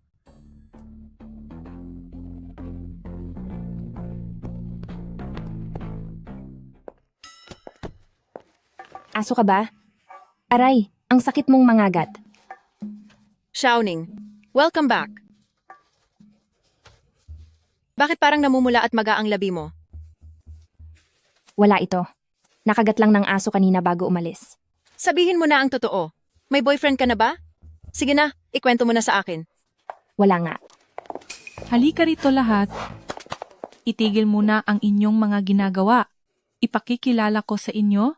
Ito ang ating bagong supervisor sa departamento, si Yu Yuwei. Bigyan natin siya ng palakpakan. Kumusta kayong lahat? Ako si Yu Yuwei. Nabalitaan mo ba? Itong bago nating supervisor ay mukhang hindi basta-bastang tao. Bakit? Sino ba siya? Si Yu Yuwei ay ang tunay na anak mayaman At ang posisyon ng pamilya ng Yu family sa Yun City ay pangalawa lamang sa pamilya Sheng. Naibalita na rito noon sa media na baka magpakasal ang dalawang pamilya at ngayong pumunta pa siya rito para magtrabaho sa Tayan, baka magkatuluyan na talaga sila ni President Sheng. Welcome sa Supervisor Yu. Mayroon na pala na mapapangasawa si Sheng Xian at isa pa siyang magandang anak mayaman. Kung hindi lang dahil sa aksidenteng pagbubuntis ko, siguro ay kasal na silang dalawa ngayon. Oras na ng tanghalian. Kain tayo doon sa pinuntahan natin noong nakaraan. Tara na. Tara. Narito na ang tanghalian. Pumunta ka sa opisina ko at sabay na tayong kumain. Kakain na lang po ako sa kantina. Espesyal na inihanda para sa iyo ang ustong pagkain ito para sa mga buntis. Sige po, pupunta na ako riyan. Chanjia, sasama ka ba sa kantina? Siya uning, kakain na kami ng tanghalian. Gusto mo bang sumama sa amin? Hindi na muna, mauna na kayo. Napaka-misteryoso mo naman. May kadate ka ba na boyfriend? Hindi ah. O sige na. Hindi na kita bibiruin. Kakain na ako. Tara na.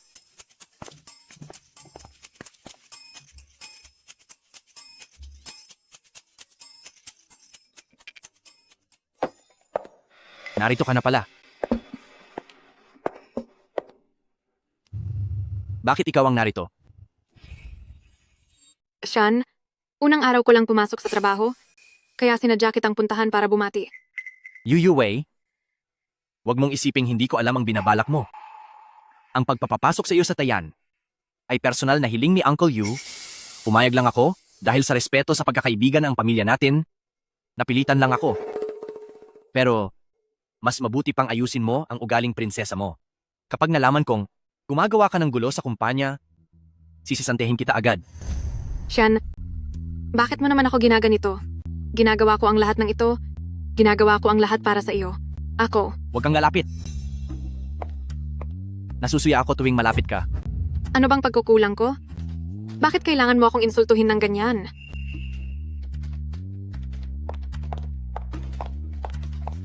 Sean, magsalita ka naman. Narito na ako para sa anong. Galit si Lord Sheng kapag hinahawakan siya ng iba.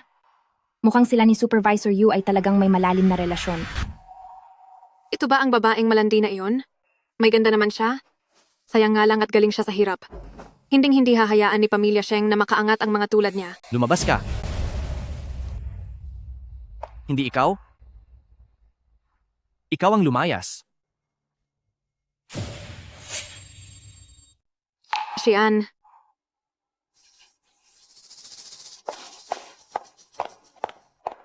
Xianing, humanda ka sa akin?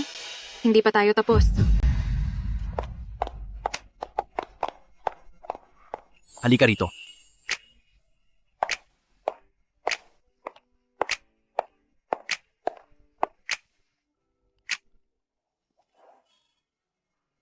Sheng Xian, anong ginagawa mo? Huwag kang malikot. Hayaan mo akong yakapin ka. Siya lang talaga ang nakakapagpakalma sa akin. Matagal nang magkaibigan ang pamilya ng pamilya Sheng at Yu family, kaya kami ni Yu Wei ay magkakilala na bata pa lang. Bukod doon, wala na kaming ibang relasyon. Hindi ko man lang siya matatawag na kaibigan. Bakit niya ipinapaliwanag ang lahat ng ito sa akin? Bakit hindi ka nagsasalita? Nagsiselos ka ba? Opo, hindi kaya. Ako.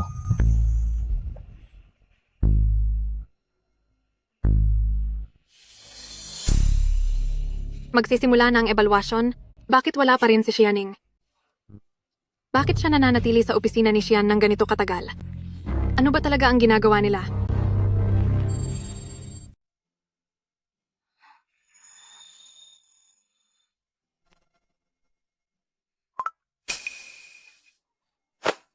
Alas 2 na.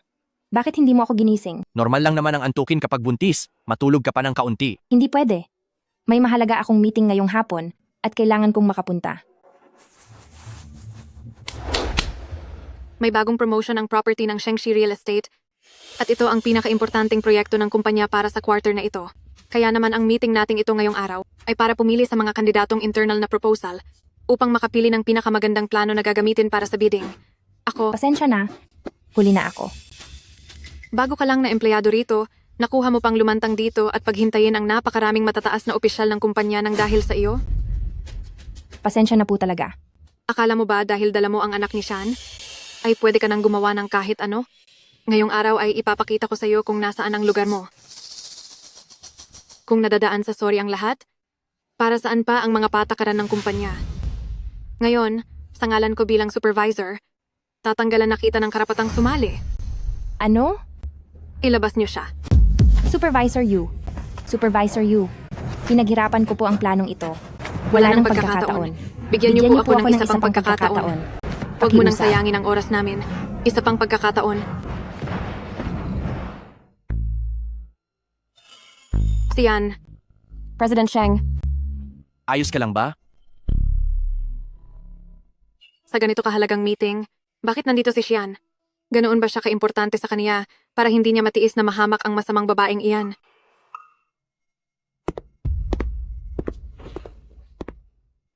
Maupo ang lahat. Dahil lang nahuli ng kaunti ay tatanggalan na ng karapatan? Mayroon bang ganoong patakaran ang kumpanya? Bakit hindi ko alam? Supervisor Yu, kapag nahuli pa kitang umaabuso sa pwesto mo, ay aalisin na kita sa kumpanya. President Sheng, ayoko lang pong masayang ang oras ng lahat. Sa ipinapakitang ugali ni Shining na tamad sa trabaho, kahit pabigyan siya ng oras, sa tingin niyo ba ay makakagawa siya ng magandang plano? Hindi tamad si Xianing. Nahuli siya dahil sa akin. Ano? Anong? Sheng Xian, anong nangyayari? Bakit niya sinasabi ang mga iyon? Tinawag ko siya sa opisina kanina nung lunch para pag-usapan ng trabaho, kaya siya nahuli.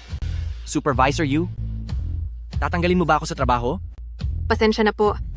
Hindi ko lang po naintindihan ang nangyari. Umupo ka. Supervisor Yu, simulan na ang meeting. Ipagpatuloy na natin. ang ganitong klase ng unit ang aming bestseller, 3 units na lang ang natitira. Sa tingin ko, dapat mas ipakita natin ang ganda ng lokasyon ng Shengxi Real Estate at sa pamamagitan ng paghihiwalay ng mga sasakyan sa mga tao pati ang pagpapaganda ng kapaligiran para mabuo ito. Ang ganitong pamamaraan ay makakatulong para mas mapabilis ang pagbebenta ng bahay. Maganda ang lahat ng tinalakay. Ngayon naman ay ang huling magsasalita. Xianing, oras mo na. Halika na rito.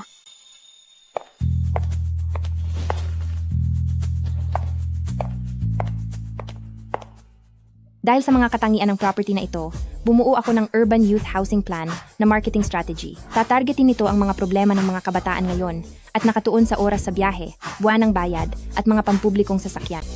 Iyan po ang buong nilalaman ng aking plano. Salamat sa inyong lahat. Bumoto na ang lahat. Nakalabas na ang listahan. Ngayon, ang gagamitin nating bidding proposal para sa Tayan Group ay ang bersyon ni Xianing.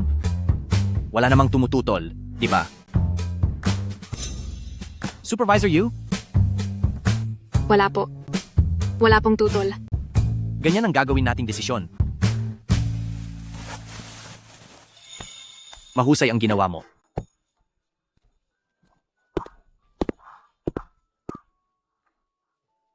Di ba galit si President Cheng sa mga babae? Bakit parang napapalapit siya kay Shining? Hindi kailanman nakikipag-ugnayan si President Sheng sa mga ordinaryong empleyado, pero tinawag niya si Xianing ng mag-isa sa opisina. Mayroon kaya talagang namamagitan sa kanila? Hindi kayo makagawa ng magandang plano. At may oras pa kayong makipagkwentuhan dito? Bumalik na kayo sa trabaho. Bilis, alis na tayo. Akala ko si Xia na isang banal na taong walang pagnanasa. Pero mukhang natututo rin siyang magmahal. Kung ganoon, ang taong mamahalin niya, bakit hindi pwedeng ako? Gagawin ko ang lahat para makuha siyang muli. Imbestigahan mo. Kung sino ang nasa likod ng boss ng Shengxi Real Estate. Ano naman kung napili ang plano mo? Xianing, sa gaganaping bidding, tiyak na bibigyan kita ng isang malaking sorpresa.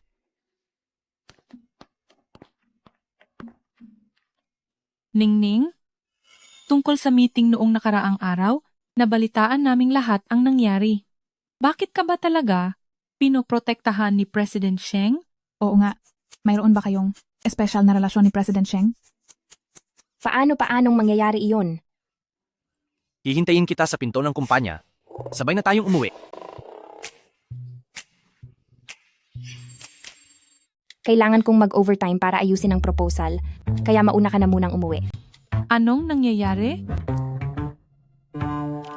Mag-overtime na naman si Madam ngayong gabi? Paano na itong pinaghirapan ninyong lutuing Hawthorne pear soup? Ako na lang ang magdadala sa kanya sa itaas. Nagpakulo ka pa ng sopas. At personal pang magdadala ng pagkain. Hinding-hindi ko inakala na magiging ganito kaalaga sa bahay si Lord Sheng pagkatapos ikasal.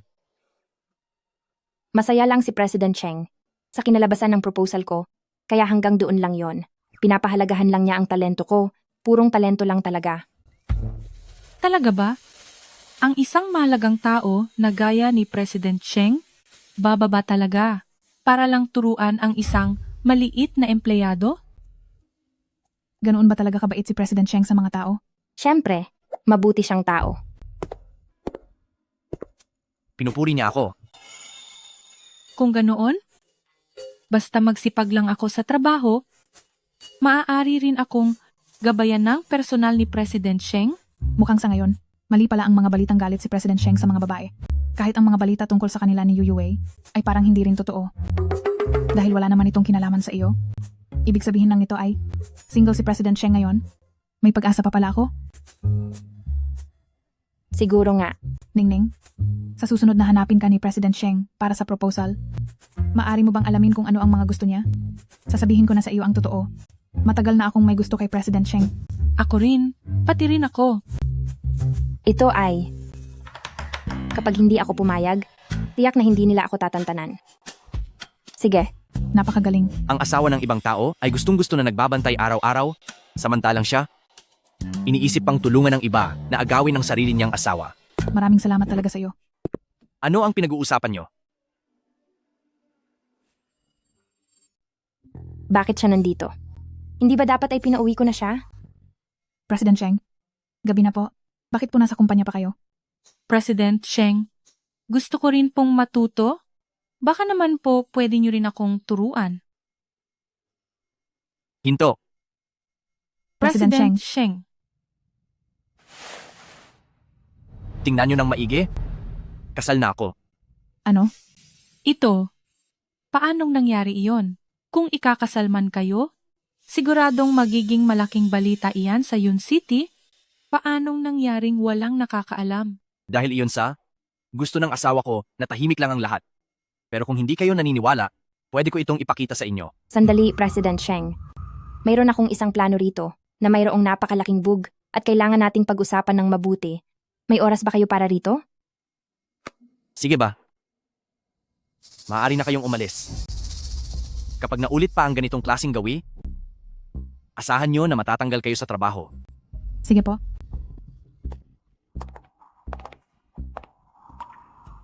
Kinabahan ako doon.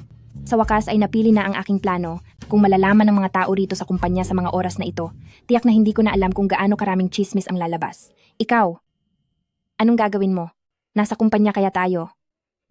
Hindi ba't sinabi mo lang na mayroon kang proyekto na dapat nating pag-usapan ng masinsinan?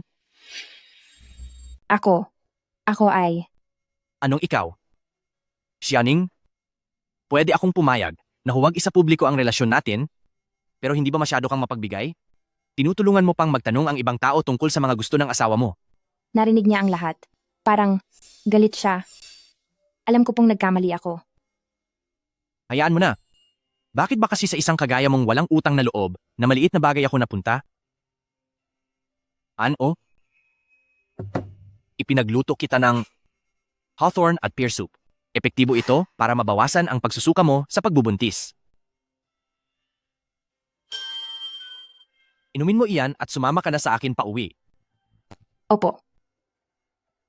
Ang bidding para sa Shengxi Real Estate, mausog ng 1 linggo. Kaya naman, hindi mo kailangang magmadali sa paggawa ng proposal. Mauusog ng 1 linggo. Paano mo nalaman? Kaibigan ko kasi ang may-ari. Sige. Inumin mo na yan.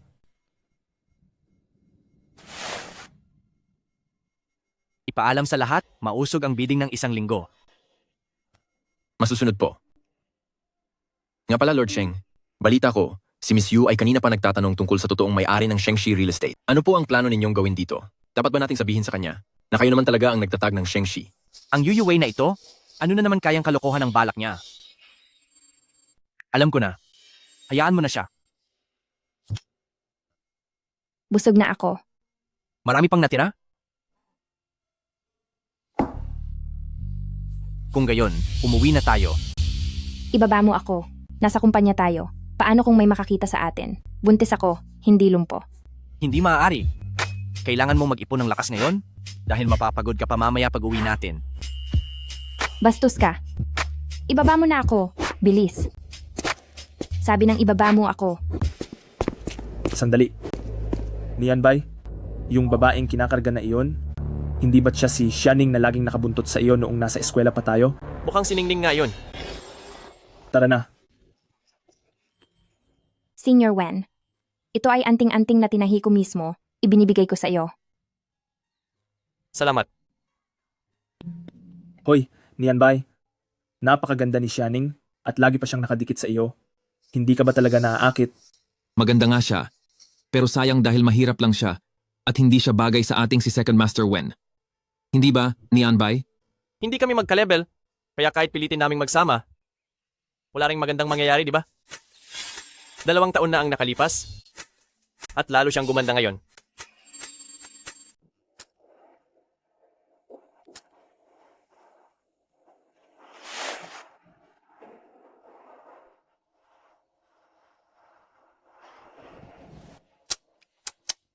Dati, Rati, buntot-buntot ka lang sa amin. Ngayon ay bigla kang gumanda ng ganyan at nakasakay pa sa isang mamahaling sasakyan na nagkakahalaga ng 10 milyong dolyar. Ano? Nagsisisi ka ba? Masyado kang maraming alam. Hala? Nagbibiro lang ako. Bakit nagagalit ka agad? Lord Sheng, gumastos ka ng malaki para sa pink diamond na ito at kumuha pa ng pinakamagaling na alahero sa buong mundo para madaliin ang paggawa ng singsing. Siguradong magpo-propose ka na sa asawa mo, di ba? Kung hindi dahil sa akin, hindi niya mararanasan sa murang edad ang hirap ng pagbubuntis. Mabuti na lang. At mahaba pa ang buhay? Makakabawi pa ako sa kanya ng unti-unti. Nagtanong ako kay Lola, sabi niya mahilig daw ang mga babae sa mga espesyal na okasyon. Kaya magsisimula ako sa pag-propose sa kanya. Kung malalaman ng misis mo ang nararamdaman mo, siguradong maaantig siya. Kaso, hindi ko alam kung papayag ba siya. Medyo kinakabahan talaga ako. Eksaktong oras na para kumain.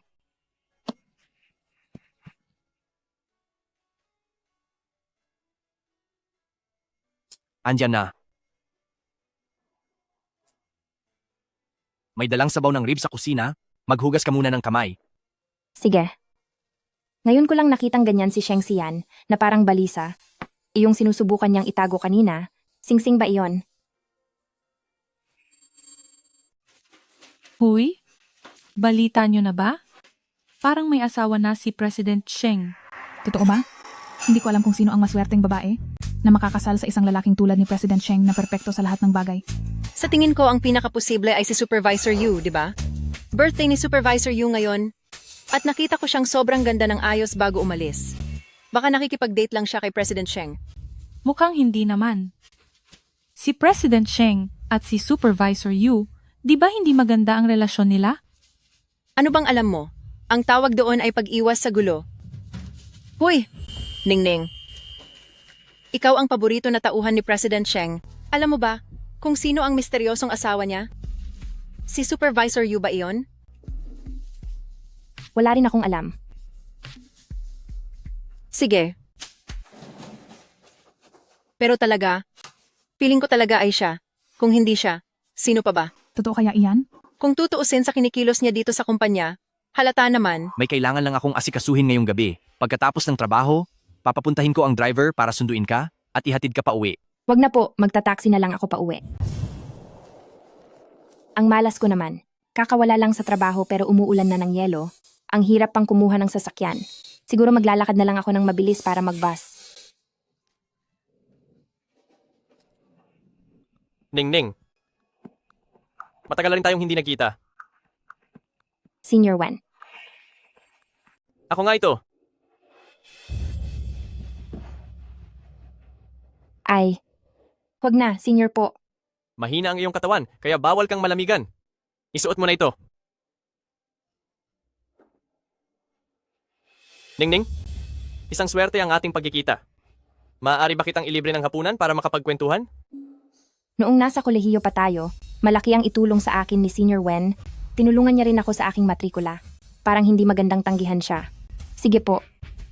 Salamat na lang po sa abala, Senior. Tara na. Makikipag-dinner lang ako sa isang lumang kaibigan. Medyo gagabihin ako ng uwi ngayon. Lumang kaibigan? Hindi ba't noong nag-aaral pa si Xianing, dahil sa kanilang sitwasyon, ay halos wala siyang naging kaibigan? Saan naman galing ang lumang kaibigan na iyon? Shan.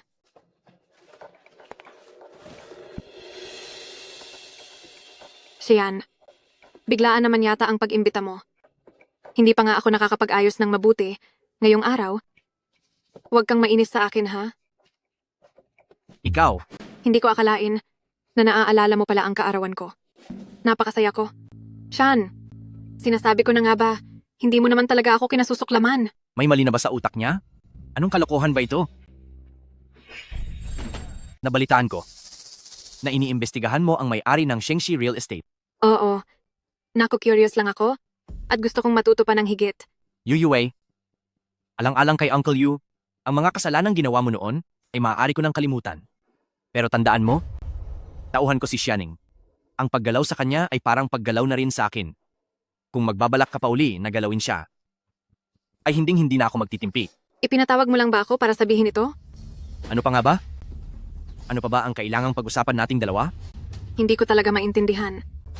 Si Xianing ay galing lang naman sa probinsya, isa siyang walang hiya. Pagdating sa pamilya, sa ganda, at sa pinag-aralan, saan ba ako nagkulang kung ikukumpara sa kanya? Hindi ko lang maintindihan. Dahil ba ito sa nagdadalang tao siya para sa iyo? Kaya ko rin namang gawin iyon. Shan, kung gusto mo, pwede na nating gawin iyon ngayon din. Tigil, uulitin ko sa iyo na wala akong interes sa iyo. At isa pa, kung mabuti man si Xianing o hindi, ay wala kang karapatang humusga. Bakit siya naririto? At bakit suot niya ang Amerikana ng ibang lalaki? Hindi ba si ikalawang nakababatang amo iyan ni Pamilya Wen? Ha? Matagal ko nang sinabi na ang mga tulad ni Xianing na may kaunting ganda, ngunit dukha, ay walang ibang iniisip kundi kung paano aangat gamit ang masasamang paraan. Ngayong nakita mo na, naniniwala ka na ba? Dito ka na maupo. Salamat. Salamat. Mukhang masarap ang pagkain ito. Narito rin pala si Sheng Xian. At ang kaharap niya ay si Supervisor Yu. Birthday ni Supervisor Yu ngayon? Nakita ko siyang nagbihis ng napakaayos bago umalis. Baka nga may date sila ni President Sheng. Sabi niya may gagawin siya ngayong gabi. Iyon pala ay para samahan si Supervisor Yu mag-celebrate sa restaurant. Ang singsing na iyon, regalo niya siguro para sa birthday nito. Sa bagay, ang pamilya Sheng, ang pinakaunang at pinakamayamang pamilya sa Yun City, siya at si Supervisor Yu, ang tunay na bagay sa isa't isa. Daladala ang anak mo, pero lumalandi pa rin sa ibang lalaki. Napakaganid niya talaga. Paano mo nalaman na buntis siya sa anak ko? Pinapaimbestigahan mo ba ako? Ako, Gayong kasal lang naman kami ni Sheng Xian dahil sa bata. Bakit pa rin ba nasasaktan ako nang makita ko sila ni Supervisor Yu? Bakit ganito ang nararamdaman ko? Anong problema? Hindi mo ba gusto ang mga pagkain dito? Pasensya na, Senior Wen. Medyo hindi maganda ang pakiramdam ko ngayon. Sa ibang araw na lang tayo kumain. Kararating niyo pa lang? Aalis na agad kayo?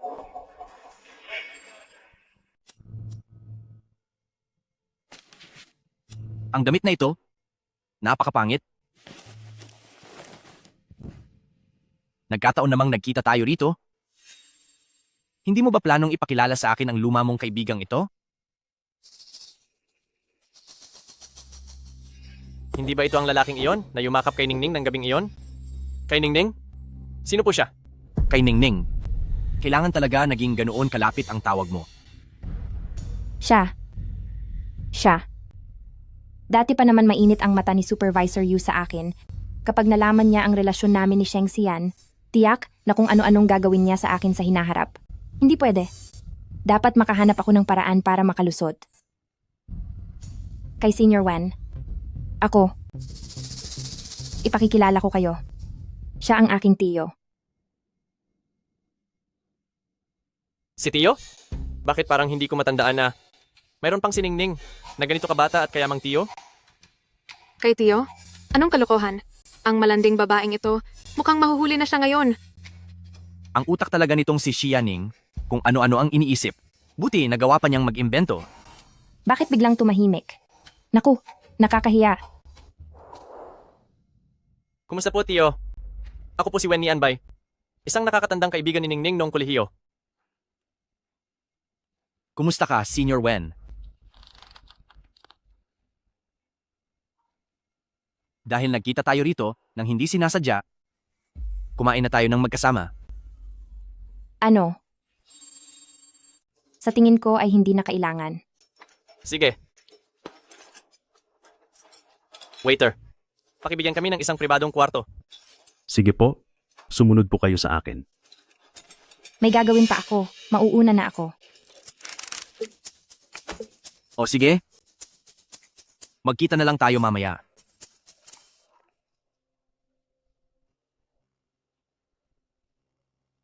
Ang amoy ng shampoo ni Tito? Bakit katulad ng kay Ningning? Magkasama ba silang nakatira? Imposible. Masyadong malawak lang ang imahinasyon ko.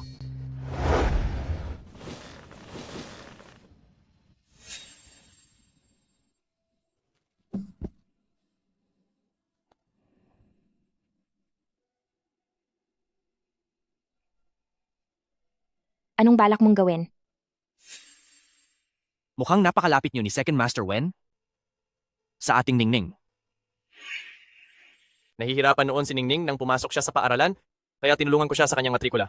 Kahit hindi iyon kalakihan, mabuti ang puso ng batang iyon. Pakiramdam niya ay may utang siya sa akin, kaya pilit niya akong sinamahan bilang assistant sa loob ng 2 taon. Sabi ng lahat sa paaralan, siya ang aking laging nakabuntot. Ganoon pala ang nangyari. Kung ganoon, dapat pala akong magpasalamat sa iyo.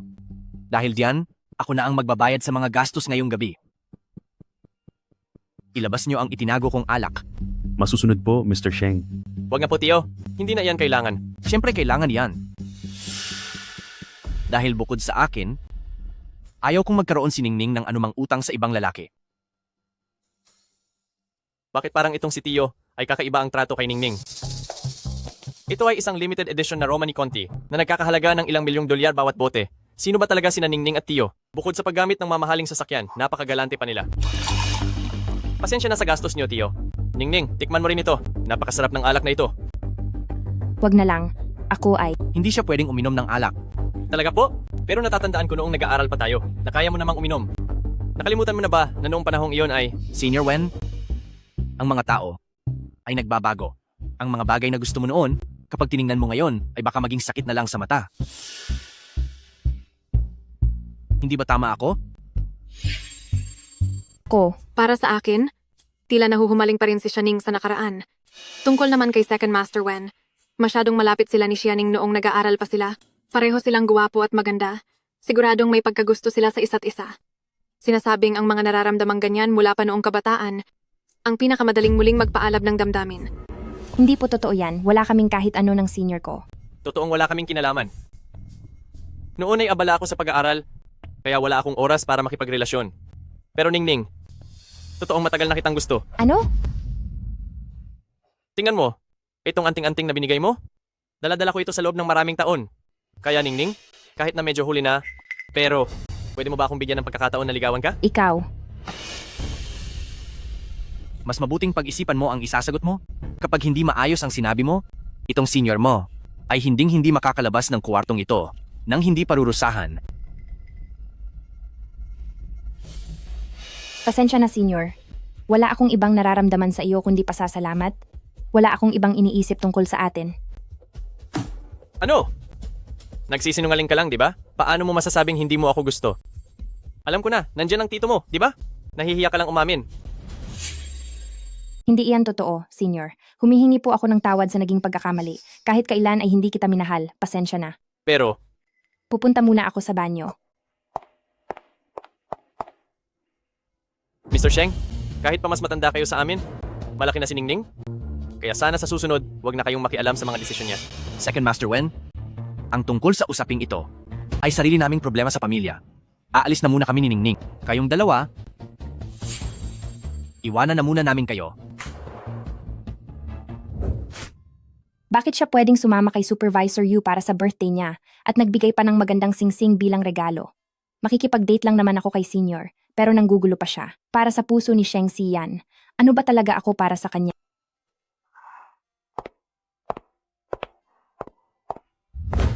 Lord Sheng.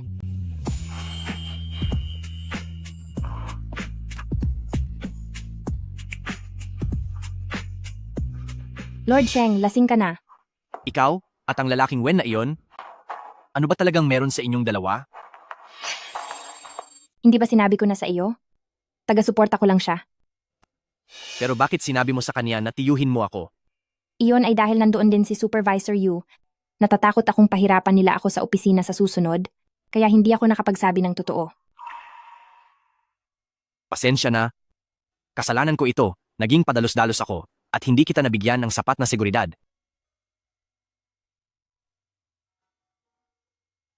Sabihin mo kay Yu Yuwei, hindi na niya kailangang pumasok pa sa trabaho kailanman. Masusunod po, Lord Sheng.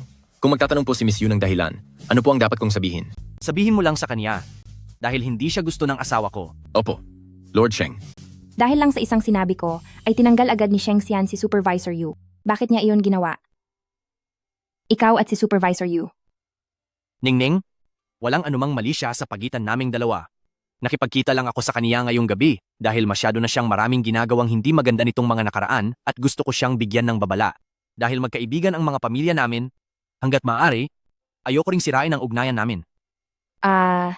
Mukhang nagkamali ako ng akala. Kaya lang, ang kabutihan mo ba sa akin ay dahil lang ba sa iyong obligasyon o marahil? Ay may kaunting pagtingin ka na rin sa akin?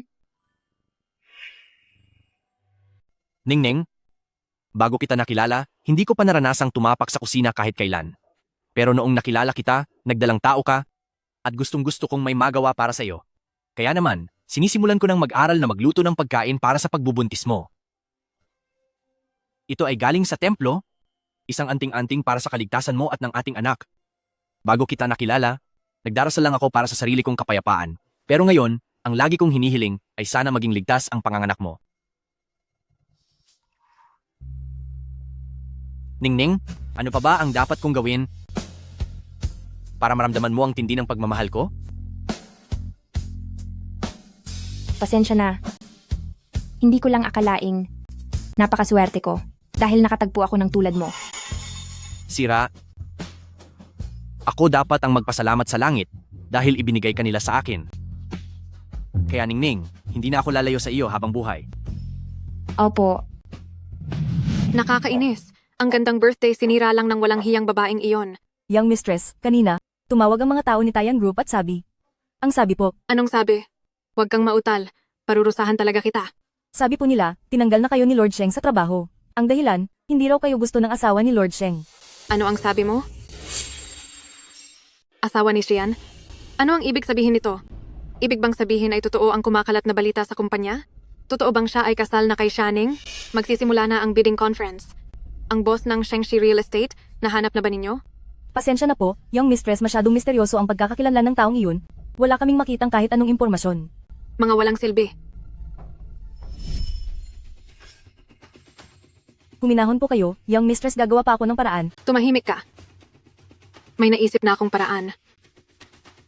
Xianing, naglakas loob kang humarang sa daan ko. Pagbabayarin kita. Sunod ay atin pong tawagin ang kinatawan ng bidding para sa Tayan Group sa entablado. Kinakabahan ka ba? Hindi po. Matagal ko nang hinihintay na makuha ang pagkakataong ito upang patunayan ang sarili ko. Tingnan lang natin. Balang araw, magiging kasing galing din kita at mananatili sa tabi mo. Inaabangan ko ang araw na iyon. Pagdating ng oras, ang asawa ko ang mamumuno sa labas at ako naman sa bahay. Gagawin ko ang lahat ng makakaya ko para ipagluto ka ng masasarap na pagkain araw-araw. Sige na. Opo.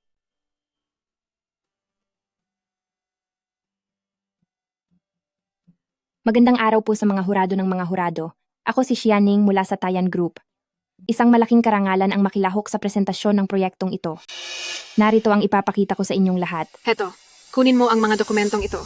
Basta't gawin mo ang lahat ng sasabihin ko, tiyak na mababawi mo ang Xianing.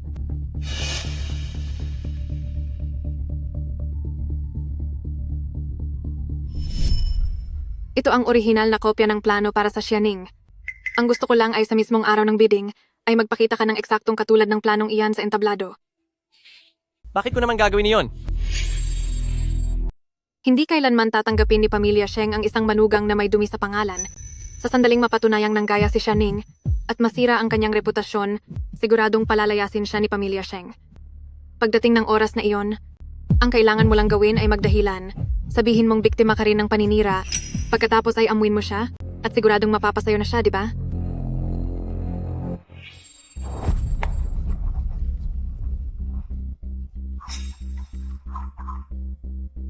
Susunod ay ating tawagin ang huling kinatawan para sa bidding sa entablado. Iyon na. Sige na, pumunta ka na. Nagkakamali ka? Sa paggamit ng ganyang masamang paraan? Hindi makukuha ang tunay na pag-ibig. Anong sinabi mo? Dati, napakataas ng tingin ko sa sarili. At masyado akong mayabang. Kaya nawala ang mahal ko. Deserve ko ito. Pero kahit anong mangyari, hindi ko siya magagawang saktan. Makuha ko lang siya muli. Wen Nianbay, anong ibig mong sabihin? Bumalik ka rito.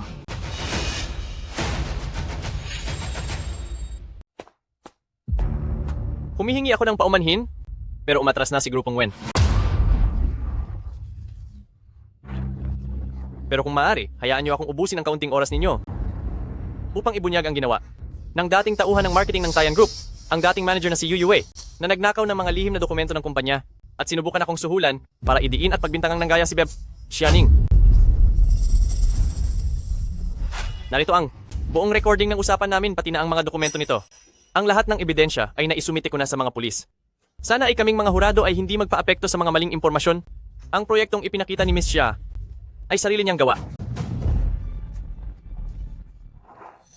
Ang bagay na ito ay pananagutin ng kumpanya hanggang sa huli.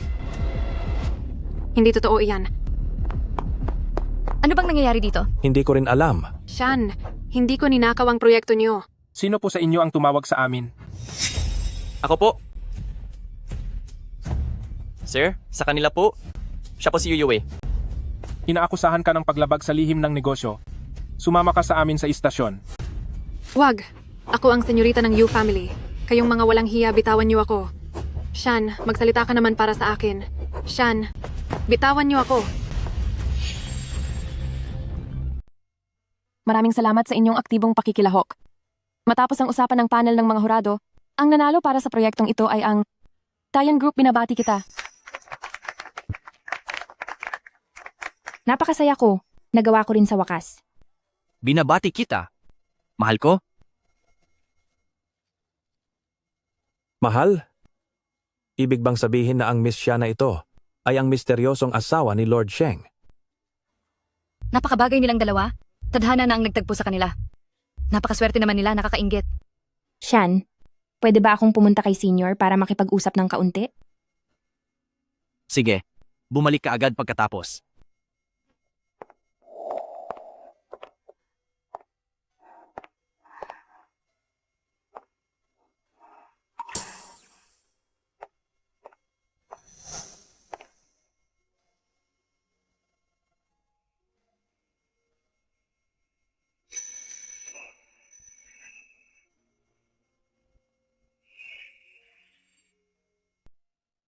Ang isa ay kamukha ng daddy, at ang isa naman ay kamukha ng mommy. Napakagaling. Iha, maraming salamat sa iyo. Dahil sa iyo, lumago ang pamilya nating Pamilya Sheng. Ningning. Tingnan mo, sino kaya ang tumatawag? Ma, kumusta na po kayo nitong mga nakaraang araw? Xiaoning, maayos na ang mama. Tingnan mo, dahil ito kay Sian, talagang magaling na ang mama ngayon. Nag-e-empake na ako ng mga gamit ko. Pagkalipas ng 2 araw, makikita ko na rin kayong 3, kasama ang 2 nating mga apo. Opo. Hihintayin ko po kayo. Dali, pakausapin mo rin ako sa mama mo. Sige po. Nanay ni Ningning, kapag gumaling ka na, isasama kitang magbakasyon. Mahal, para sa iyo ito. Ito ang dokumento para sa transfer ng shares sa Sheng Group, pati ang lahat ng mga pag-aari ko. Sa iyo ko na lahat iyan ipagkakatiwala. Iingatan mo iyan simula ngayon. Hindi ko iyan matatanggap. Sobrang mahalaga niyan. Dapat mong tanggapin. Binigyan mo ako ng 2 anak, at dumanas ka ng matinding hirap, kaya ituring mo na itong pangako ko sa iyo at magsisilbing seguridad mo sa hinaharap. Sige po. Salamat, mahal ko. Teka, hindi mo pa sinasabi sa akin ang 3 salitang iyon. Anong 3 salita ba iyon? Iyong 3 salita nga. Mahal kita, asawa ko. Mahal din kita, mahal ko,